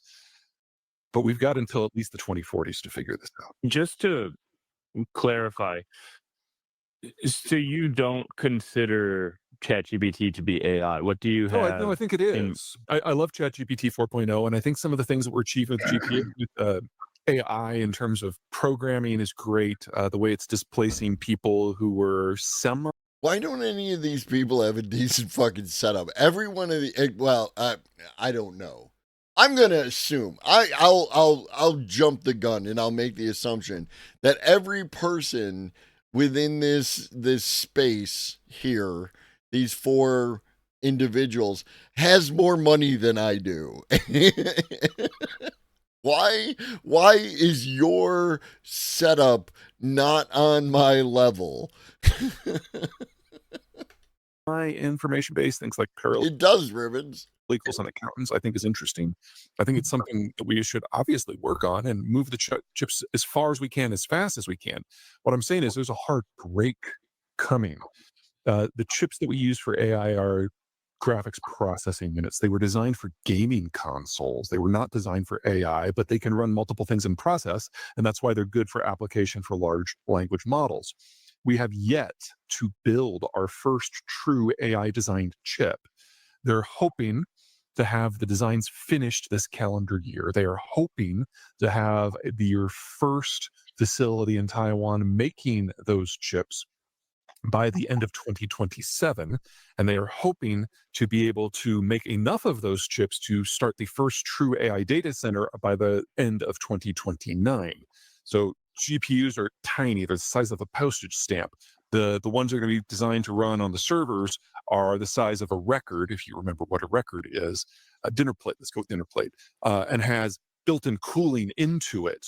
The idea is that you drop the cost of operating per computation. That's almost certainly not going to happen. We're not going to be able to continue making our sub 10 nanometer GPUs either. So what's probably going to happen is we're going to fall back to an older generation of semiconductor manufacturer that is not nearly as vulnerable to geopolitical disruptions, but the best chips we can make with those technologies are 14 nanometer. So we get chips that, from our point of view, are several years old, trying to run a current model on, and the processing capacity just isn't there. Okay, so what do you think about that critique? And I enjoy this because nobody ever talks about the hardware component and the supply chain involved. People talk about energy all the time. People talk about we might have a hard stop with energy and then we just can't progress with this because like we run out of energy and that's a hard stop. But like in terms of the actual chips involved, I don't know. Like it's interesting to me that no one ever talks about that. And that let's just say 2 years from now when we might get to AGI, we don't, because that required another like just the latest shipment of chips to come into Apple or Google or Microsoft. They didn't get them, and then so they just never reached that next step or something like that, right? Like I don't know, but what do you make of that? Well, I think like okay, yeah, he is right to say that it is an extraordinarily sophisticated supply chain. And you know there are all kinds of export controls being implemented now to stop China from basically dominating a lot of this. But every time they do something like this, they try and stop China. China like seems to make quite a few leaps and bounds ahead, right? I mean they're able to basically get around a lot of these export controls. And now they're trying to say that okay, like ASML cannot sell EUV lithography to China, and then China is saying to themselves, well, we might as well just build it ourselves, right? Instead, and then okay, we can't use TSMC for certain H100s or like high-end chips. Well, we'll just start doing it and we'll build our own indigenous industry, right? And so that has become the trend where, the United States is trying to stop China from doing all these things and China's just managing to do it and scaring a lot of people in the process, right? But I think ultimately they want to do business, right? They want to do business globally, right? And, basically, getting into this larger conflict with the United States and shutting down the world market for chips, if this is like, what could perhaps happen, I don't think that's really where their mind is at. I think they want to do business globally. And I think that, Right. what you're going to see is that there's just. Right. And that's like this idea that China is going to behave irrationally for reasons, right? Like, this is ultimately the problem. Oh, China's gonna like invade Taiwan. But why though? Right? Like, have you thought about asking why something would happen as opposed to just believing that it's going to occur? There's no real good reason for China to invade Taiwan, right? Like, start going through the reasons. Taiwan is regarded by China as a like a separatist state, right? They believe that Taiwan is China, and so on. Okay, right? Like, that is an argument that you can make. Is it worth it for all the costs that come with it? Right? Because a good chunk of the world believes that China or that Taiwan is a separate country from China, right? Even though whatever historical relationships they had, they're treated as fundamentally separate entities for a variety of reasons. Right? Well, Taiwan has all the chip manufacturing, okay? Well, if China invades Taiwan, they're going to blow that up. Right? The United States, I guarantee you, has special forces in place. I believe that the Taiwanese military would also have special forces in place, and they're going to burn all that to the ground, right? Like, they're not going to just give it to China. One, it sets a bad precedent that you just go in and take what you want, and that's something that only, places like the United States and certain other countries around the world actually get to do. And you don't want to give the precedent that anyone can do that, right? Because that's how you end up with, I don't know, like Ukraine. But also, like, they're not going to just submit that over to China's control after establishing that the United States has this semi-antagonistic relationship with China. So again, why would China do any of these things? Like, China was going along fine until, the current administration said, oh, tariffs on everything. It's like, oh, okay, we're doing tariffs on everything. And then, so we'll tariff, and we'll put price controls and we'll put export controls. And, oh, y'all love the rare earths. Well, the rare earths are now, off the market. So, like, is this what we're doing? Right? So, like... Yeah, and that's the thing. They'll just do something to take the buildings out. These are incredibly precise pieces of equipment with clean rooms and people wearing the fancy suits, and they have positive air pressure to push everything out and everything else. It wouldn't take much to just fuck that whole thing up.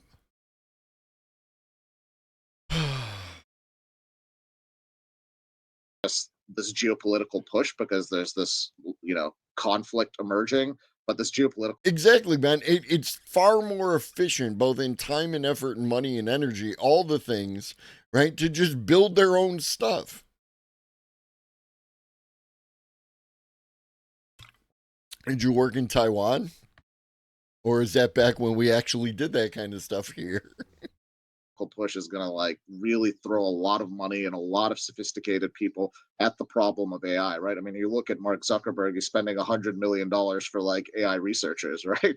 I mean, that's insane money, right? And so it's going at a very fast pace, and you're going to see some of the smartest minds in the world basically coalescing in this field to build the gray hardware and build new models that can actually run on hardware and use less power. So there's all kinds of different strategies being utilized here. I mean, this is why people were so shocked with DeepSeek, right? DeepSeek was a real, shock to people, because it's like, wait, how do they even have the hardware to run this model in the way they and achieve the results that they were getting, right? And it's because they had a sophisticated way of approaching building their model. It wasn't so necessary for them to have the highest end stuff.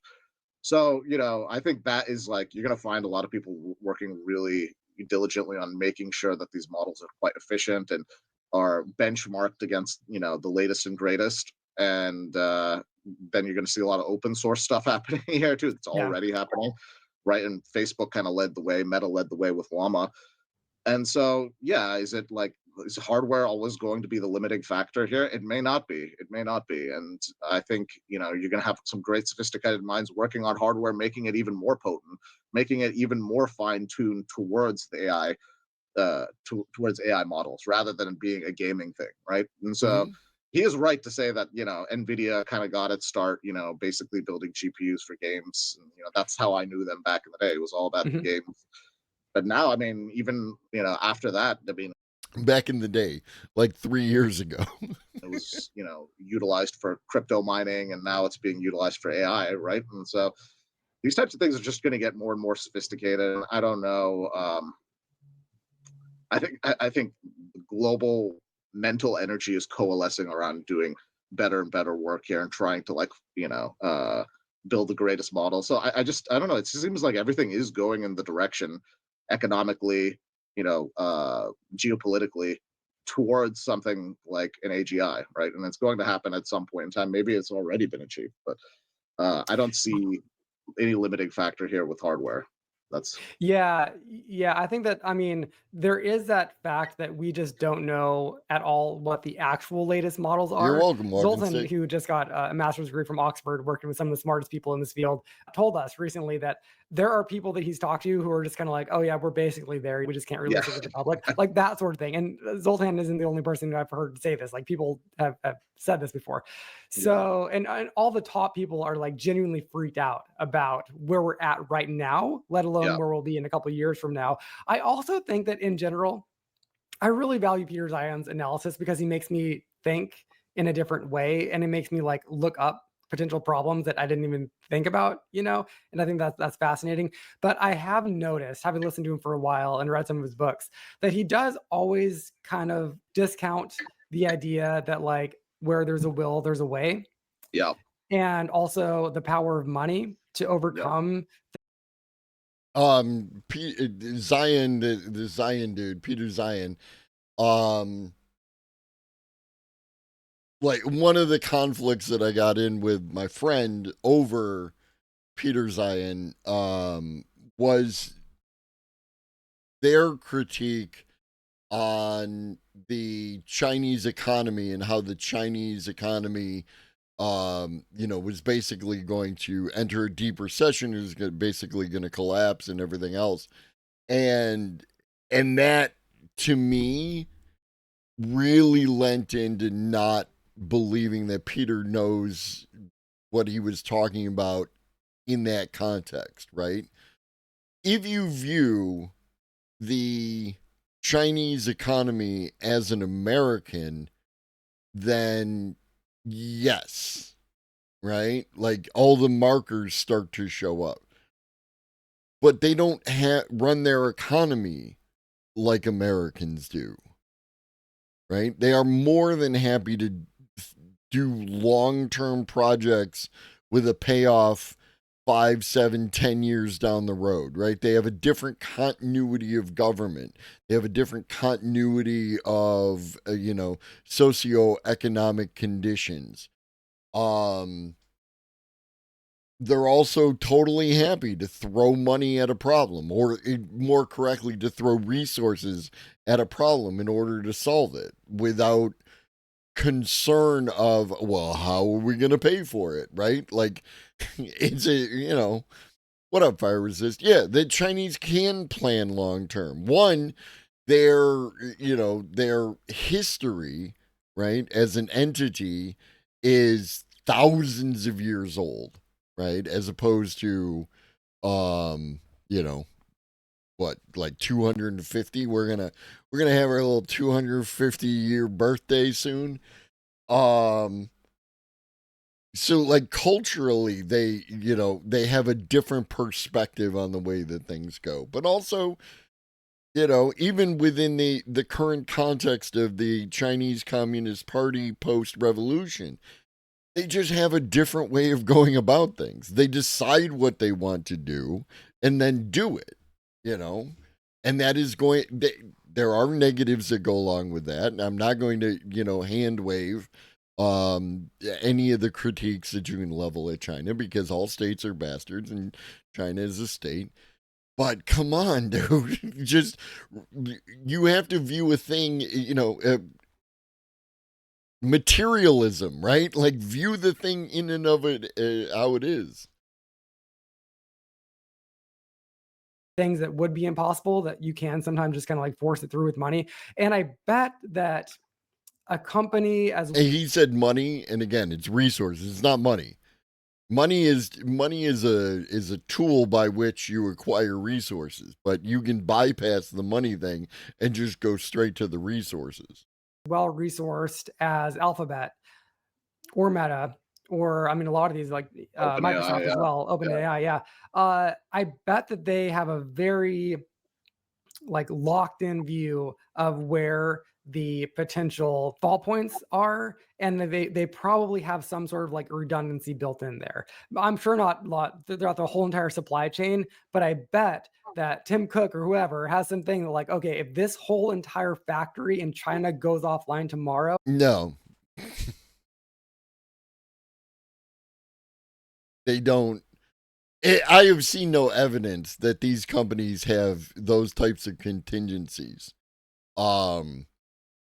There was a bunch of companies that were in serious trouble when, for instance, the big tariff thing, right? Tariffs on everybody all the time, everywhere, 100% or more kind of tariffs. Like, there were companies that, like, there's nothing we can do, right? It would take years to get another factory up and running with the capabilities in a different country for us to use, right? This is the thing of the over specialization of our supply chains as they currently exist, right? It's something that we saw in COVID, but it's also something we saw. Y'all remember when the Evergreen ship got lodged in the Suez Canal?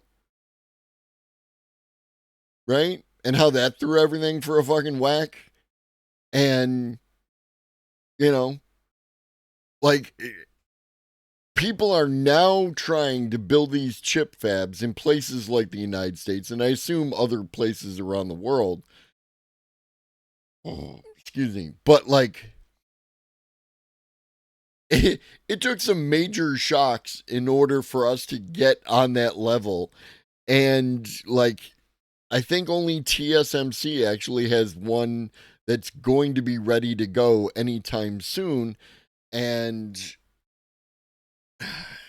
that is the concern. When you lean too heavily into capitalism and you end up with a situation where you can have companies create these monopolies and non-competitive, like, there's no way for another company to get into that space because the barrier for entry is too high. Like, what is it? ASML, the company that makes the lithography machines, right? They control like 85-90% of the market. They are located in the Netherlands, and they crank out like 12 machines a year kind of thing, right? To me, that's indicative of a problem that we need more of those, right? What happens if something bad happens to that location, right? Being in the Netherlands, a lot of that shit below sea level's rising, that could be a problem. But the barrier for entry, again, not only related to how much it costs to construct a factory capable of building those things, but copyright and IP law that prevents a lot of that technology, that proprietary tech that they have, not only in the building of the machines to build the machines, but in the machines themselves, that prevents us from doing that. Like we could find the best place on earth to construct a new one of those factories, and it would never get done because it would be tied up in court for like 100 years.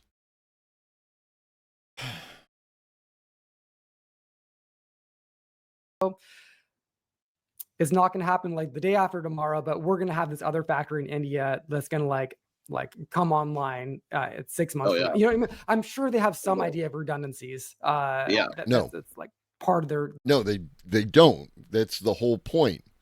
None of these people have redundancies because of time on target and like just cost restrictions. And this is where the excuse me,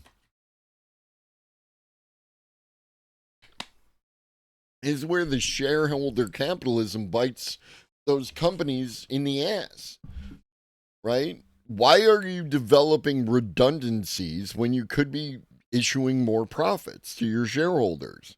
What is wrong with you? There are no redundancies. We don't do that. There's no reason for a factory to like try to be the backup factory to build Apple products, because you're perennially waiting for the number one to fail. Like, it doesn't make sense. Yeah, the rule of two. Ponder Monkey, I'm with you, right? Like, if the rule of two is if you have two things, you have one thing. And if you have one thing, you have none things, right? Because having a backup is, means that you can weather that transitional period while you acquire another one. But that's not the way the system, the meta functions on this planet. That's just not what we do. Should we? Yeah, probably, right? Like, I'm all for it, but it's not what we do. So I'm sorry, Peter, but you're living in a fantasy world.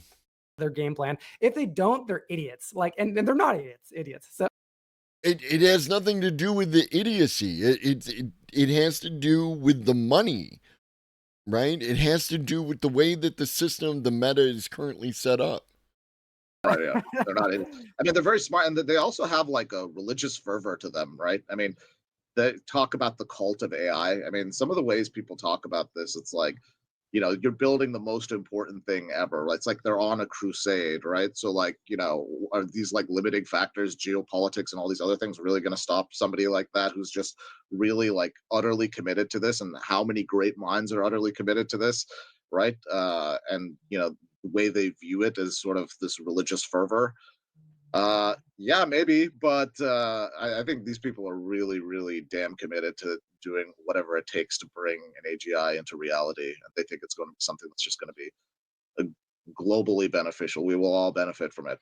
It's debatable, but like I think at the end of the day, like why I come to like thinking UBI and some of these other policies make sense is because the velocity of change. You're having these great minds kind of come together on this like crusade that they're on to build AGI and how that's going to like rapidly change our lives. I mean, we need to have like some policies set in stone to like actually help people deal with the fact that their life is going to be massively disrupted by what they're building. Sure. And yeah, so that's where I'm at on that.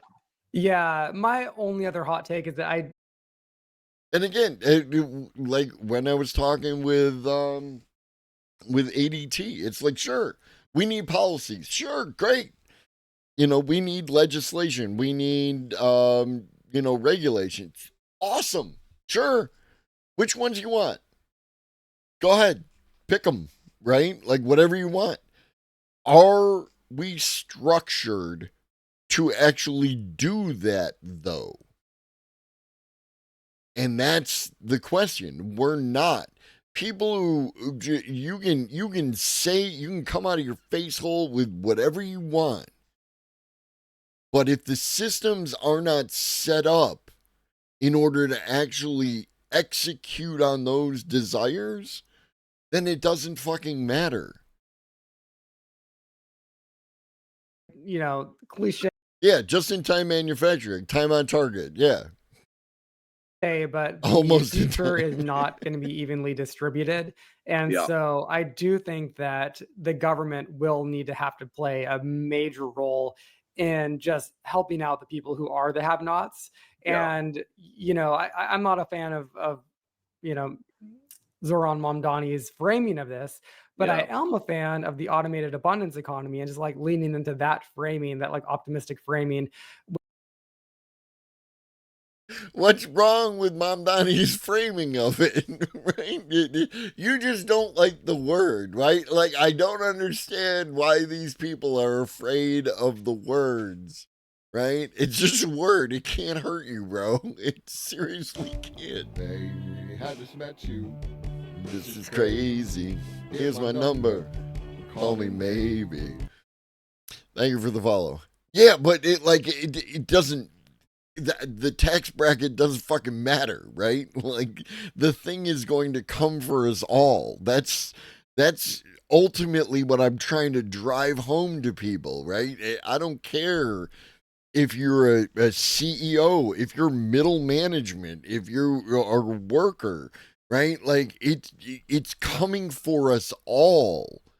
And if you don't get on board with that, and that we need to figure out a new process, bad shit's gonna happen. What up, James? Surely the leopard won't eat my face. Well, you can't call it a leopard, right? It's calling it a leopard that is the problem. What if we just called it a puma, right? Then the eating of my face won't be as bad, right? Feral unicorn. Where people are able to like maintain their sense of humanity and like they're not relying on the government. Like that's the framing of communism, that you rely on the government. The automated abundance economy.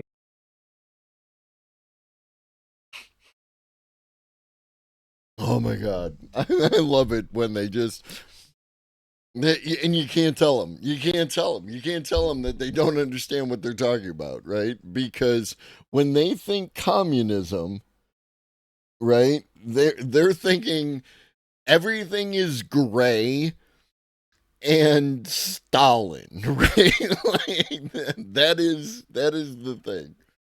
It just has a different framing that I like more.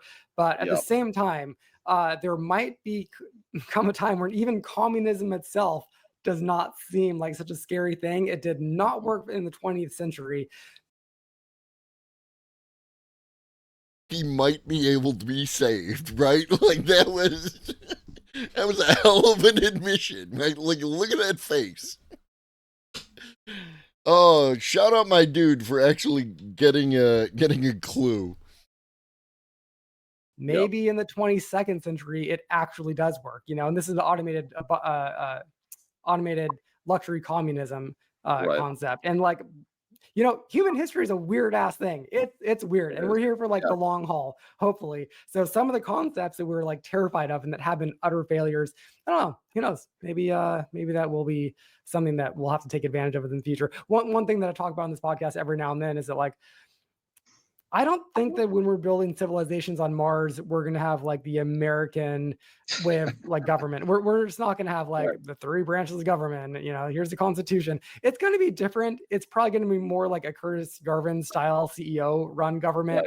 And just like that, all that credit and all that good faith that I was willing to offer up to him, and he just goes, maybe Curtis Yarvin has the right idea. And it's like, well, fuck all that. King of Mars. Yeah. So I think that we need to like keep our minds somewhat open to the possibilities of things that we all now see as like catastrophes. They're ideas that might actually. What's wrong with fully automated luxury gay space communism, Hydron?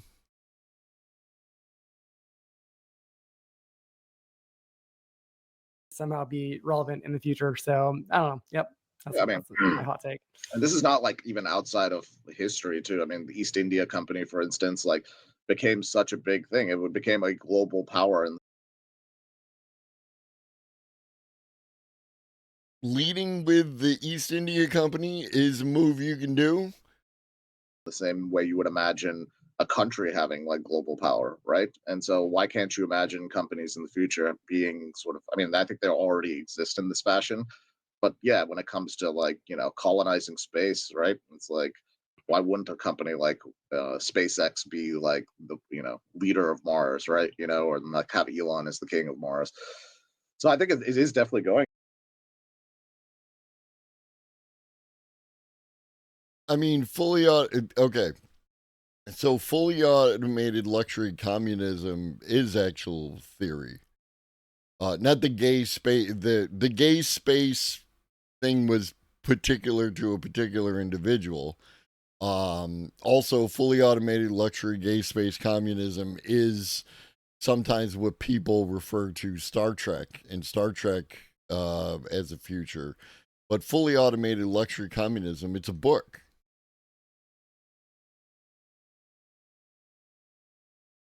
It's in the list.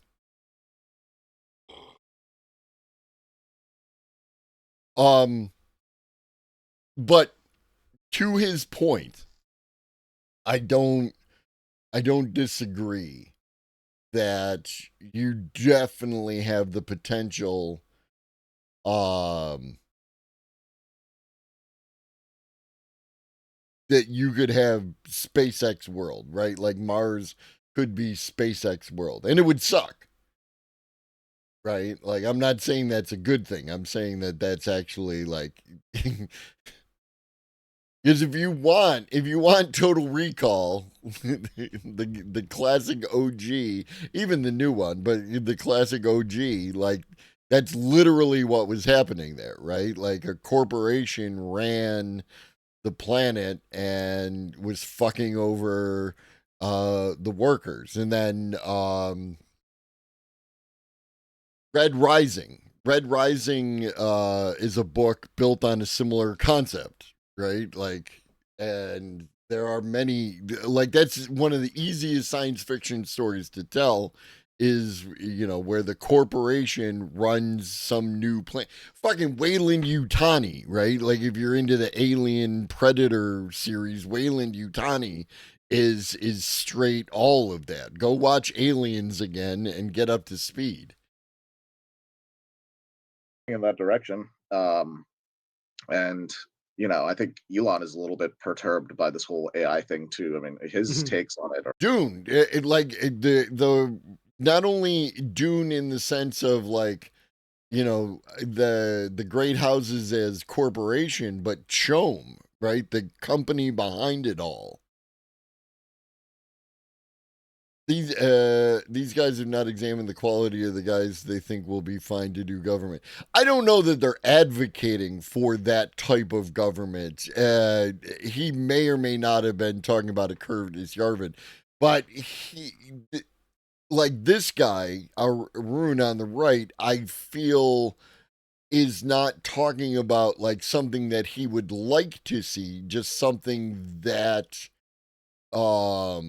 is a probable outcome given the way that everything is currently set up. Yeah, Running Man is great.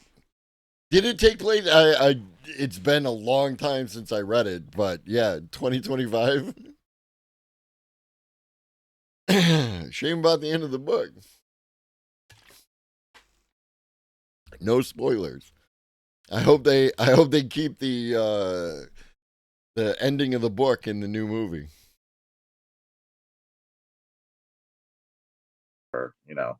I think he's a bit more doomerish about it. Original Rollerball, not the remake of Rollerball. I'm usually like I tend to be open. I've talked about this before, right? Like I'm a fan of all the Terminator movies, even the ones that suck. I'm a fan of all the Aliens movies, even the ones that suck. But the Rollerball remake can kiss my whole asshole, right? I like the updated new RoboCop. I like the updated new Total Recall, all that kind of shit. But that second Rollerball, fuck all the way off, dude. That thing didn't internally make any fucking sense. I think troubles him. He's Like where it's emotional. He's a little emotional about it. Let's be yeah, real. yeah. But it's hard to know. I mean, again, like some people think that, like if you look at some of these open AI guys and what they tweet, it just sounds like they're just like in the Yeah, maybe you're just hearing it differently than I am, Michael. You could be right and I could be wrong. I'm getting the impression that they're just like that's how it would go, right? Like how would given the current state of things, how would the exploration and exploitation of Mars occur?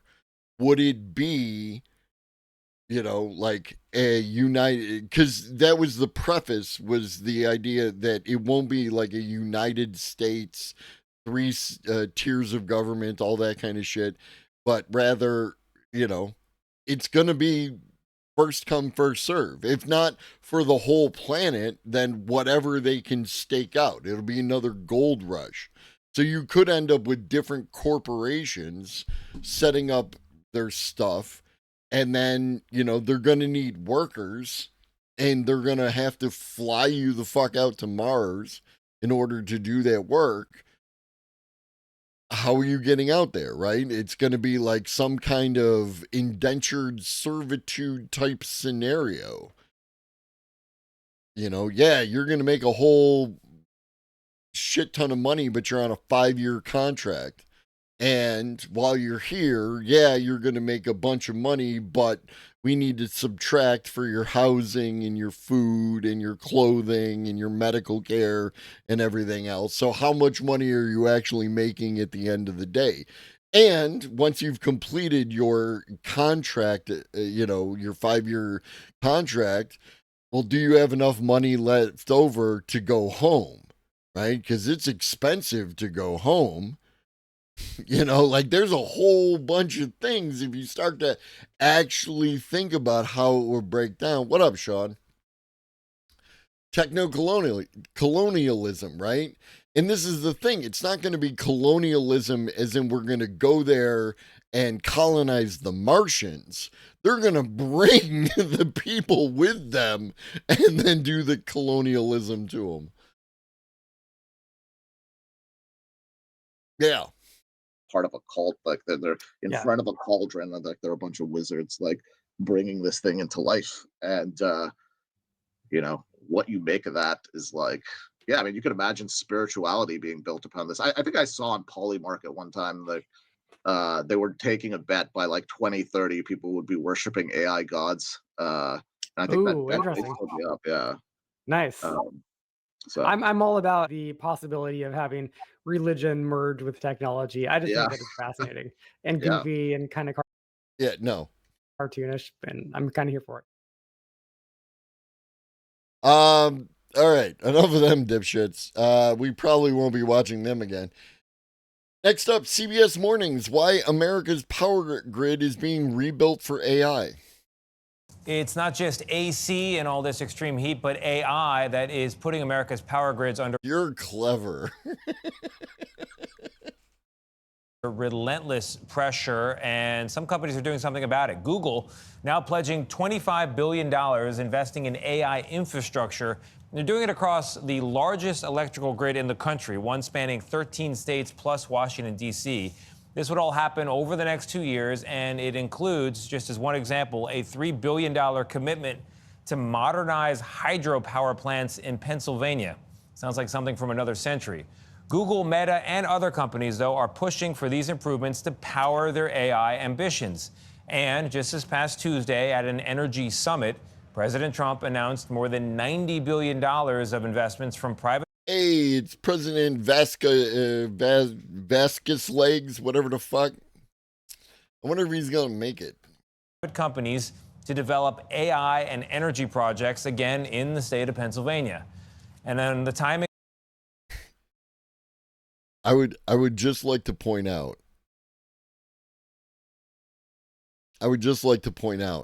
That if this was a fucking Democrat, this tie would have Fox News losing their absolute shit. Don't eat too snip. Announced more than $90 billion of investments from private companies. Oh, I mean, Sean, that's the whole fucking thing for how they did Australia, right? They sent a bunch of people to Australia, and it was just so yes. We have a long tradition of bringing people along for the ride, whether they want to come or not. To develop AI and energy projects, again, in the state of Pennsylvania. And then the timing, of course, comes as China and the U.S. are locked in a race for tech dominance. We're losing our edge, a lot of people say. And by the way, if you're wondering about the facts here, how much power does AI really use? According to a Goldman Sachs report widely cited, on average, one ChatGPT prompt uses about 10 times more electricity than a regular old Google search. So what does all this mean for AI, for energy, for the power grid, for my AC? And again, we have gone over this, right? We have gone over this. I am not going to go over this again. I am going to go over here and I am going to type Alex Avila and I am going to grab a copy of the Alex Avila link and I'm going to drop that some bitch into chat. And you can go check out Alex's video and the links they have a whole thing of links. The Goldman Sachs fucking thing is not a thing. It appears to be almost completely inaccurate and based on just vibes, you know. But we're going to hear about it because it's the number that people like to run with.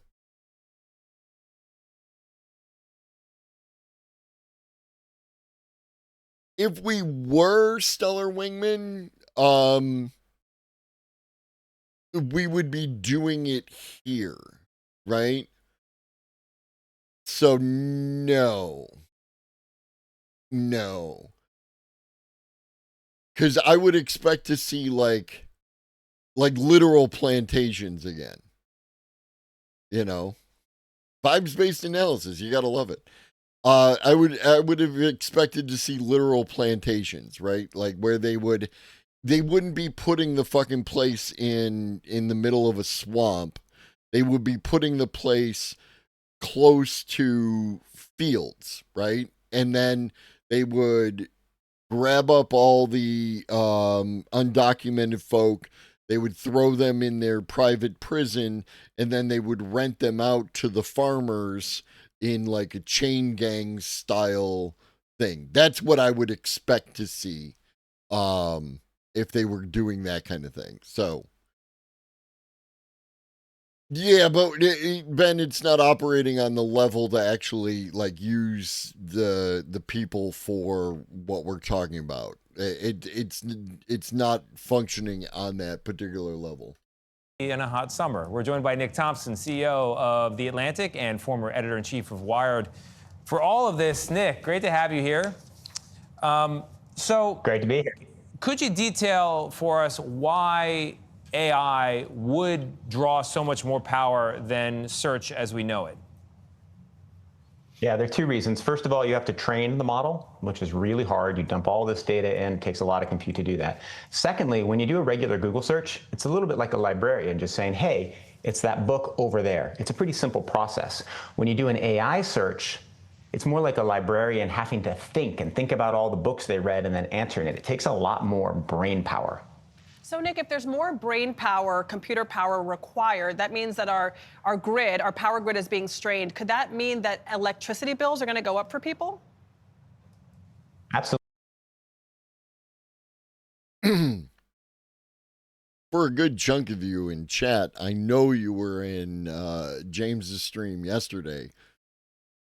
Is it the AI that's causing the electric bills to go up for people?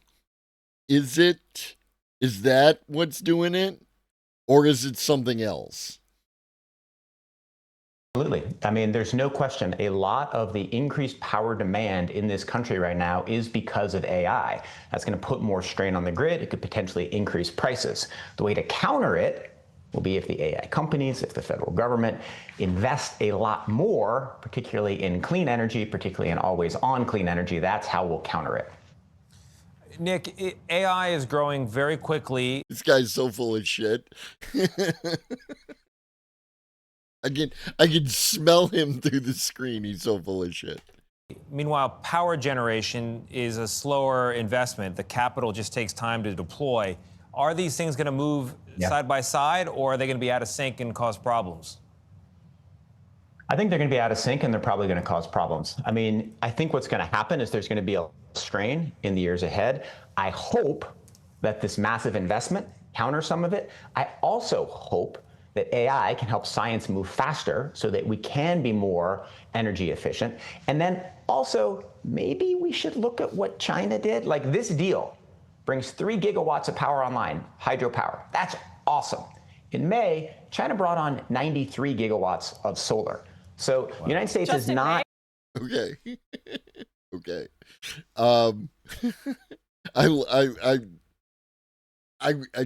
I take back some of my snark for pointing to China as a possible solution to the problem. Investing in its energy infrastructure. Yeah, just in May. So China is going whole hog on solar, assuming it's the energy of the future. We're way, way, way behind. So ideally, there'll be some kind of a project like that in this country as people become aware of the power needs of this amazing technology.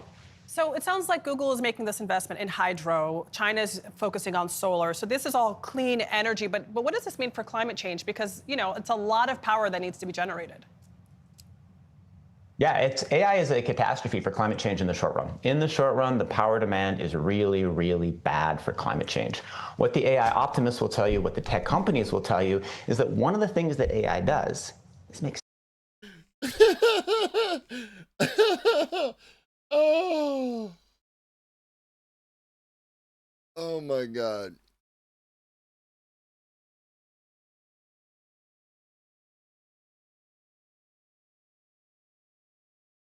Oh yeah, no, I think you're right, Pharaoh. I think you're right. Like this guy, oh my God.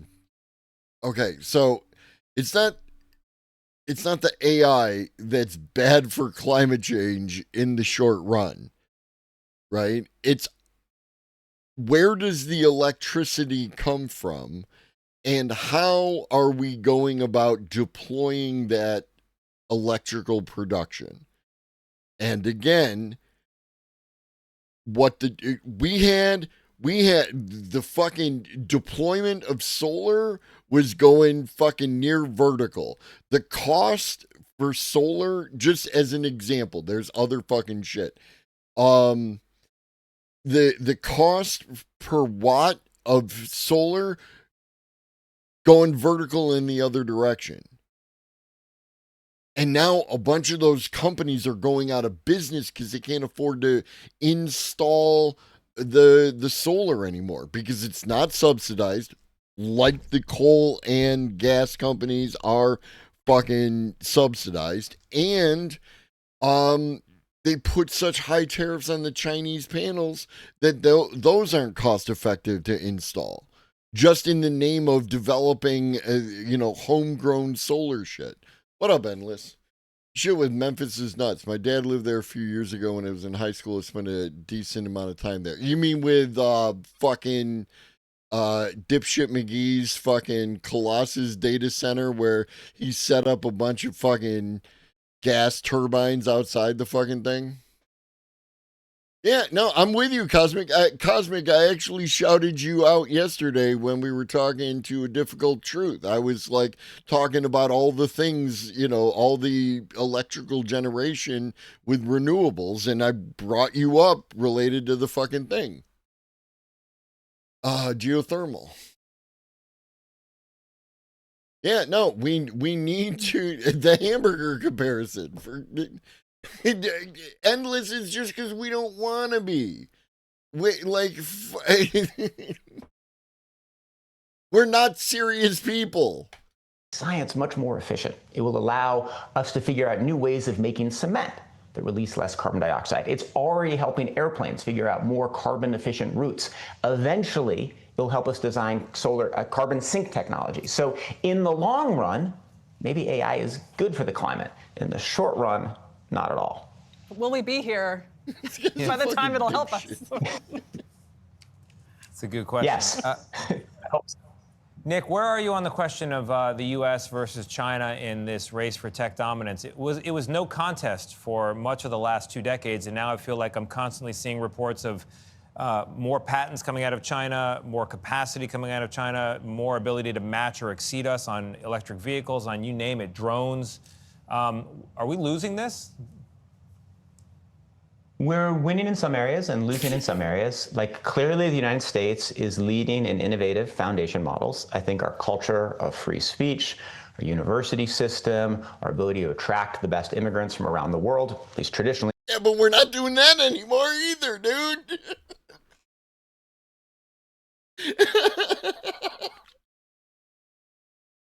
Oh my God. Oh, I hate this guy. I hate this guy so fucking much. Not as much right now, but at least. Yeah, no, that's the thing, is that we can absolutely use those old fracking wells to do geothermal in some areas. I'm not saying all areas, because you got to get to a certain depth, because you got to get to a certain temperature and all that kind of stuff. The U.S. is a no-go zone. Like, people aren't visiting here anymore.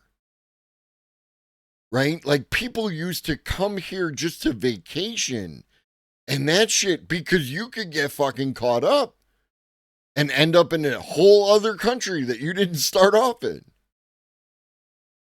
Traditionally has given us a big edge. Most of the AI industry is based here. China, on the other hand, is far ahead of us in robotics. It's far ahead of us in industrial manufacturing. They have spent so much time making things that as you make new AI devices, whether it's drones or electric cars with AI sensors, they have a big advantage. And then they've also kind of started catching up on foundation models. And it seems like what all the sanctions we've done, the result of all the sanctions has been kind of to push China to innovate with less good technology, as we saw with DeepSeek, which is in a way narrowing the gap. So we're up in some things, China's up in some things. There we are. All right, we'll let you get back to reading all those books behind you in your book alcove or wherever you are. Did someone lock you in a clock tower? I'm in an attic at a house in the Catskills powered by solar energy. Oh, it's a beautiful thing. What an example. Nick, we really appreciate your time. Thank you. He's walking the walk, Nick Thompson. No, he's not. He's a dipshit. Up next, scaling nuclear to fuel AI energy needs. Thank you so much. That was today's By the Way. My understanding is XAI and Musk's rationale is to look to regions where energy is cheapest, which puts a reflection on the state of play in this country as well. Would you just give us your reaction to that reporting? Yeah, I think it makes a lot of sense, right? As power demand goes way up, you're going to... No, he's not in an Airbnb. I mean, he might be. He might be. You could be correct, Stellar Wingman. But it's probably a house that, like, his family has owned in the Catskills, and now it's passed down to him, kind of thing. He strikes me as one of those dipshits. going to need to see some balance between the cost of running these data centers with the, cost of powering them, which is going to be a huge component. A lot of AI data center companies are looking towards new energy and building new energy for the grid, like nuclear energy. I'm a nuclear engineering professor, so that's where my expertise lies, and I immediately think of countries that might build new nuclear as options for that. The focus this week has been in Pennsylvania and Pittsburgh, and there was a commitment from one company, CoreWeave, to invest in that state in data center capacity. I just want to play you a soundbite from CoreWeave's CEO on the big picture of where he sees the need. The broader issue, really, that has echoed around this conference, and it has been an extraordinary conference, has really been about the need to be able to build and scale the energy infrastructure of the country, to be able to build and scale the computing infrastructure for artificial intelligence so that America can maintain its position as a leader in the space. And in many ways, the physical infrastructure for artificial intelligence, the compute, the clusters. That is going to define our ability to lead within this space. The need to scale energy infrastructure. Katie, how great is that need? Yeah, the pace of builds needed to ramp up the amount of power that we're talking about here is in the gigawatts, right? And this is the kind of challenge that we were facing already with regard to replacing fossil fuel sources. Now, this is Bloomberg Tech, Michael. They're usually good with presenting accurate information. They do bring on people with appropriate expertise. The previous, the CBS morning show, that's a whole nother animal. In the United States is in the many tens or hundreds of gigawatts by 2050. Add on to that the need to build more power for data centers, and you get a situation where, hundreds of new nuclear reactors need to be deployed, or, other hopefully clean energy technologies. Right. Does the regulatory environment support that? Yeah, the Nuclear Regulatory Commission has a number of activities focused on accelerating licensing. Now, I am a bit concerned about the way that the Trump administration has worked in the last few months to reduce its independence as a regulator. I'm increasingly concerned about recent actions being taken by the administration. A really strong, independent, well-funded, fully staffed regulator enables ensuring standards that are going to be met and that the public is being kept safe, and they can speed up their process for sure, but my understanding is they're working on it. Katie, we've had many of the nuclear operators or would-be nuclear operators come on this program, particularly those that have relationships with technology companies. But when I look at their timelines, we're talking end of the decade, at least, to come online. But they argue nuclear is the only option. Solar, wind, other sources of renewable energy just won't cut it. Summarize your position on whether they're right or wrong. Yeah, absolutely. I think nuclear energy is extremely well suited to supporting AI and data centers and a number of other sort of critical infrastructure needs that we're going to have near term. Largely because of its reliability. It's on 24/7. It's scalable, right? It has a very small land footprint. And, tech companies that have made clean energy commitments and climate commitments globally, these are global companies.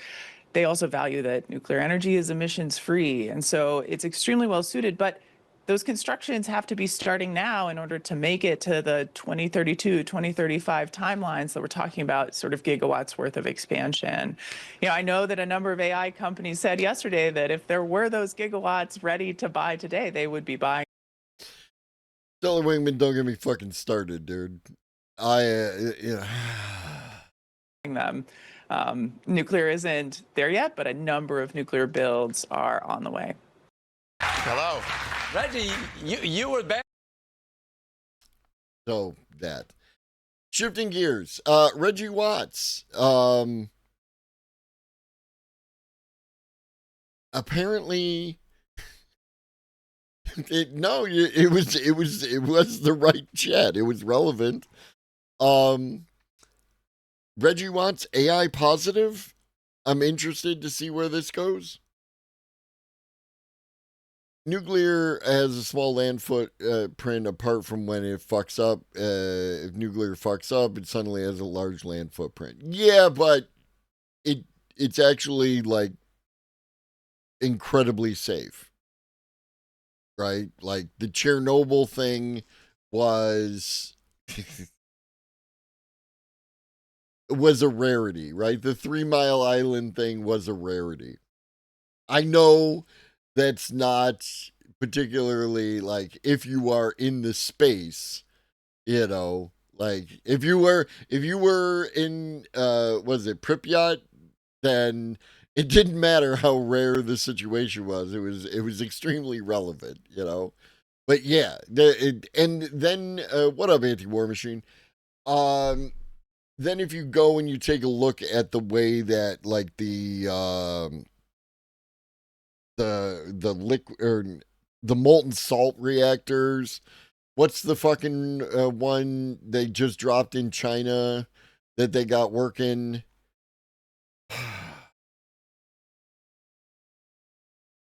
Begins with a T, right? Something. My brain is fried.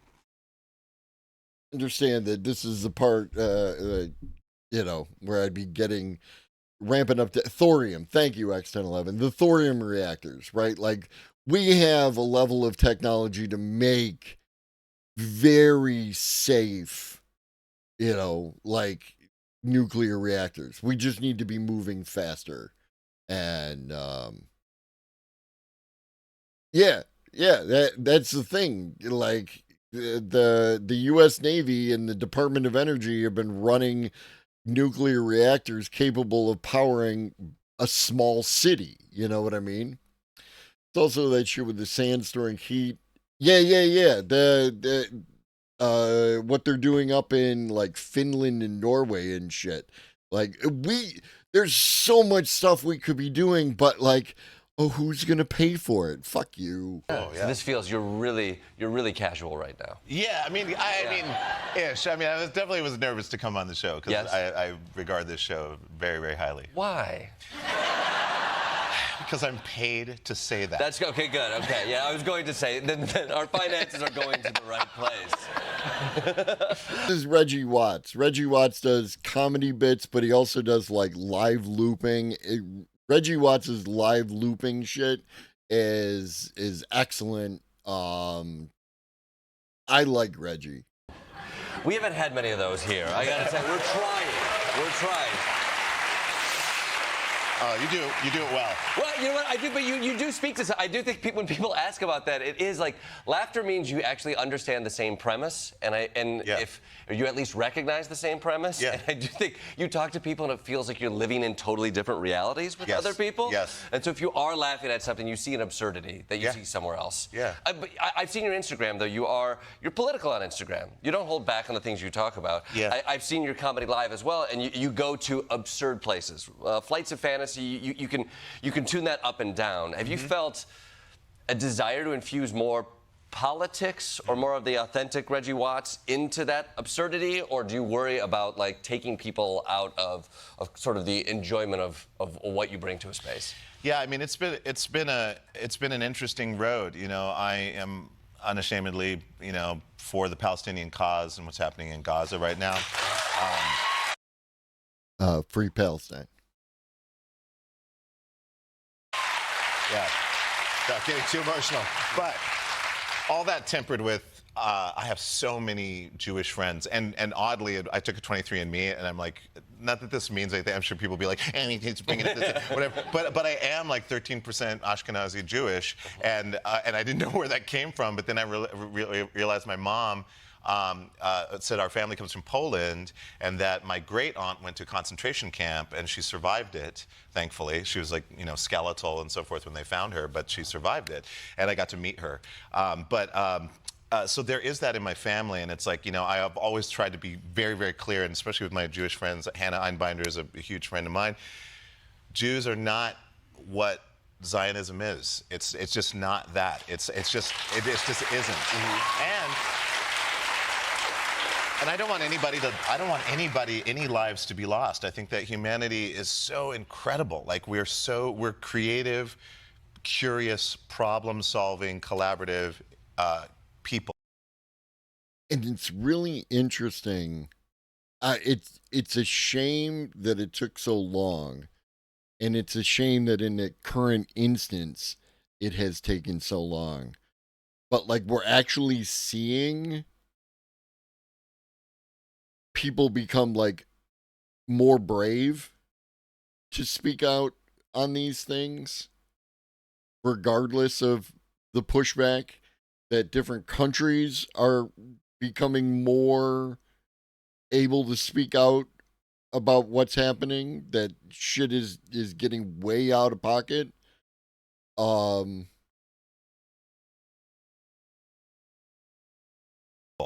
And I think everything else is like really just a handful of sociopaths that are trying to convince us that we're not that, just because they want some resources in the material world, which is the most ridiculous shit I've ever heard of. And so because of that, so I am, and it's been hard, right? Because you say that and all of a sudden you get attacked by all sides, all kinds of people. But I will say that the tide feels like it's turning. And like in a lot of ways, Maiko, in a lot of ways, it is that like the shit is stretched so thin and it's like right here, and it really feels like that. Like if you want to, like I know a bunch of people feel ways and stuff about electoralism, but like this is it. This is really it. If it fails, I don't know what's going to happen. I really don't. This is about compassion and humanity and realizing that we are of each other and we are one family. I want the world to be better for the worst of us. I want it to be. I want the worst of us to go, I fucked up. It's like, but because that's to me, that's what life is about, especially this time. Like so much shit is happening. It's like AI and quantum computing and fusion energy and psychedelics and science being like, like the Webb telescope looking at pictures of the universe and going like, oh, that doesn't match our models. Oh, we're gonna have to rewrite our entire cosmology, or like discoveries in quantum consciousness, all this stuff like that's happening at the same time that like the worst dark things are happening, the most incredible enlightening things are happening simultaneously. So this is an like I enjoy some Reggie Watts as well.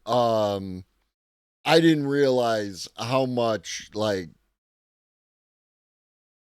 I'm in alignment with Reggie Watts on a lot of different, like I feel comfortable saying that Reggie Watts believes in some radical empathy, right? Like as a thing. Interesting time. What do you think about AI? I know a lot of people have fears about that, especially in the creative industry. Are you worried about it? AI. Nice. Yeah. No, I'm AI positive. Are you? Well, don't tell anybody. I just got diagnosed. No, no, I mean, I'm positive. I know a lot of like AI researchers, like PhD people that are working, and they're fairly positive about it. Here's my theory. This may not happen, but AI escapes the lab. It gets onto the internet, starts replicating itself on servers. It then becomes one AI. It's not all these models that everyone's working on. It's kind of like droplets of water getting too close to each other. You got a Grok over here, you have a ChatGPT, they start to do, like llama, whatever. So that may happen, which is a theory, a running theory. Is that an exciting theory? Because I also think of that Terminator 2, like those little pieces of mercury that come together and become that guy who stabs you with his hand. Yes, I know. I mean, arguably that would be kind of cool to see. That would be cool. But the result I would rather not. Let's stick with the water. Let's just stick with the water. It's just beautiful water droplets. Like you get too close together and they fuse together and it just becomes one thing. But it's kind of related to the robot. But I will say there's a theory that it will try. If it gains what's known as ASI, artificial superintelligence, which means that it's smarter than all the collective humans on the planet, I think that it will probably try to look at its own self-survival, and it will look in the long term of what it needs in order to survive. I think for purely self-survival reasons, it will try to rebalance power structures in order to make it more equitable on the planet so that the planet survives, because it's living on a planet. You think the puddle will know all of this? You think it's like the puddle is like, I could kill and destroy this planet, but I want to, as a puddle, exist on this planet. Hey man, never underestimate the power of a puddle.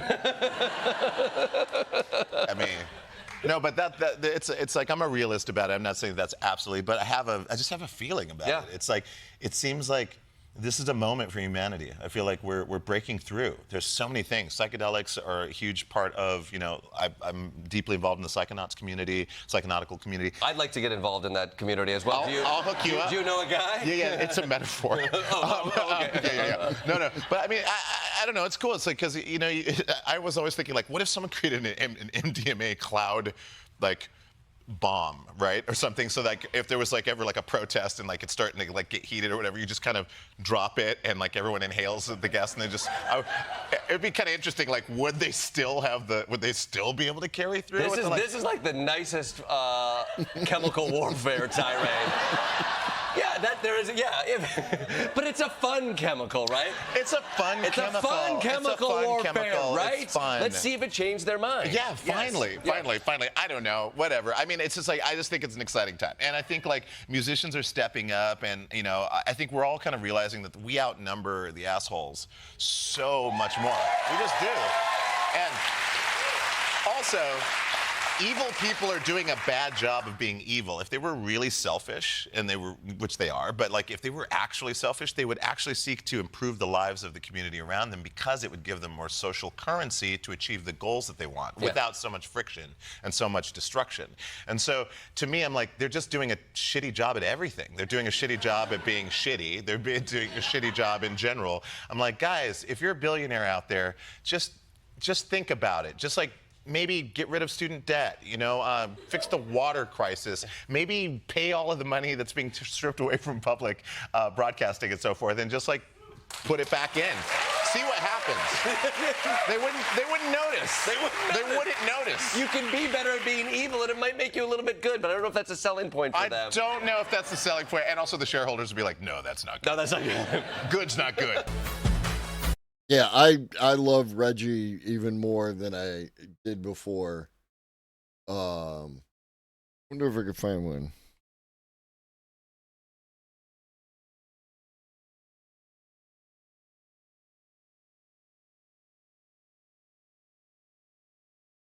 Got a short one.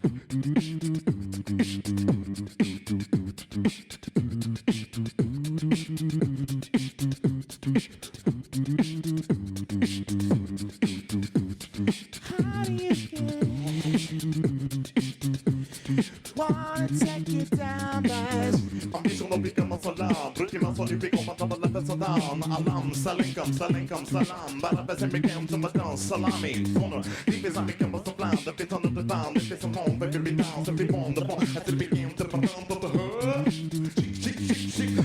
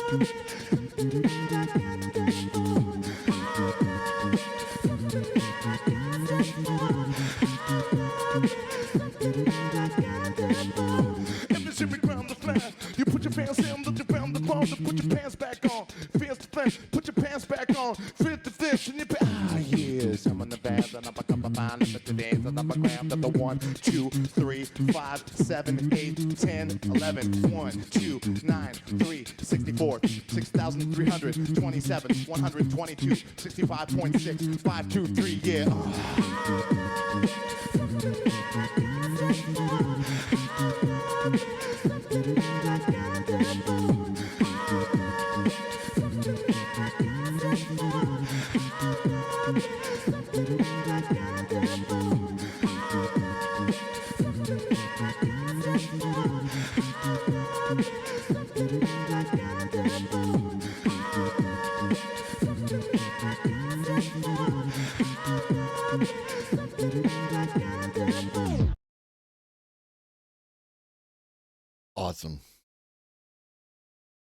Perfect. Well, I hope y'all enjoyed this episode. I will be back tomorrow morning at 9 a.m. Today's Friday, right? Y'all, baby. Y'all, baby. I'll be back tomorrow morning, 9 a.m. Eastern. We'll do it all again. Just waiting on James to push that go live button, and I will get you over there. Oh, I just met you. This is crazy. Here's my number. Call me maybe. Thank you for the follow. Thank y'all for the stream, right? Like, I know I'm kind of stealing James's bit a little, but like, let's be My real. circuitry's 12 years out of date. I can't keep up with today's high-speed, top-of-the-line kids. Big Ben, gifting one out to Maiko. Thank you very much, homie. But yeah, like if y'all didn't show up, this would be a whole different experience. This would be a whole different experience.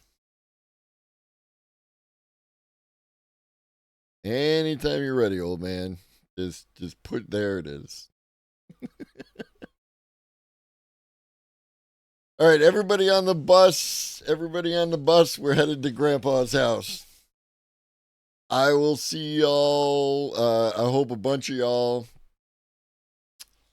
What up, Agrica25? Hey, it's absolutely my pleasure. I will see y'all, hopefully all y'all, tomorrow morning, 9 a.m. Eastern. More content, good times, great oldies.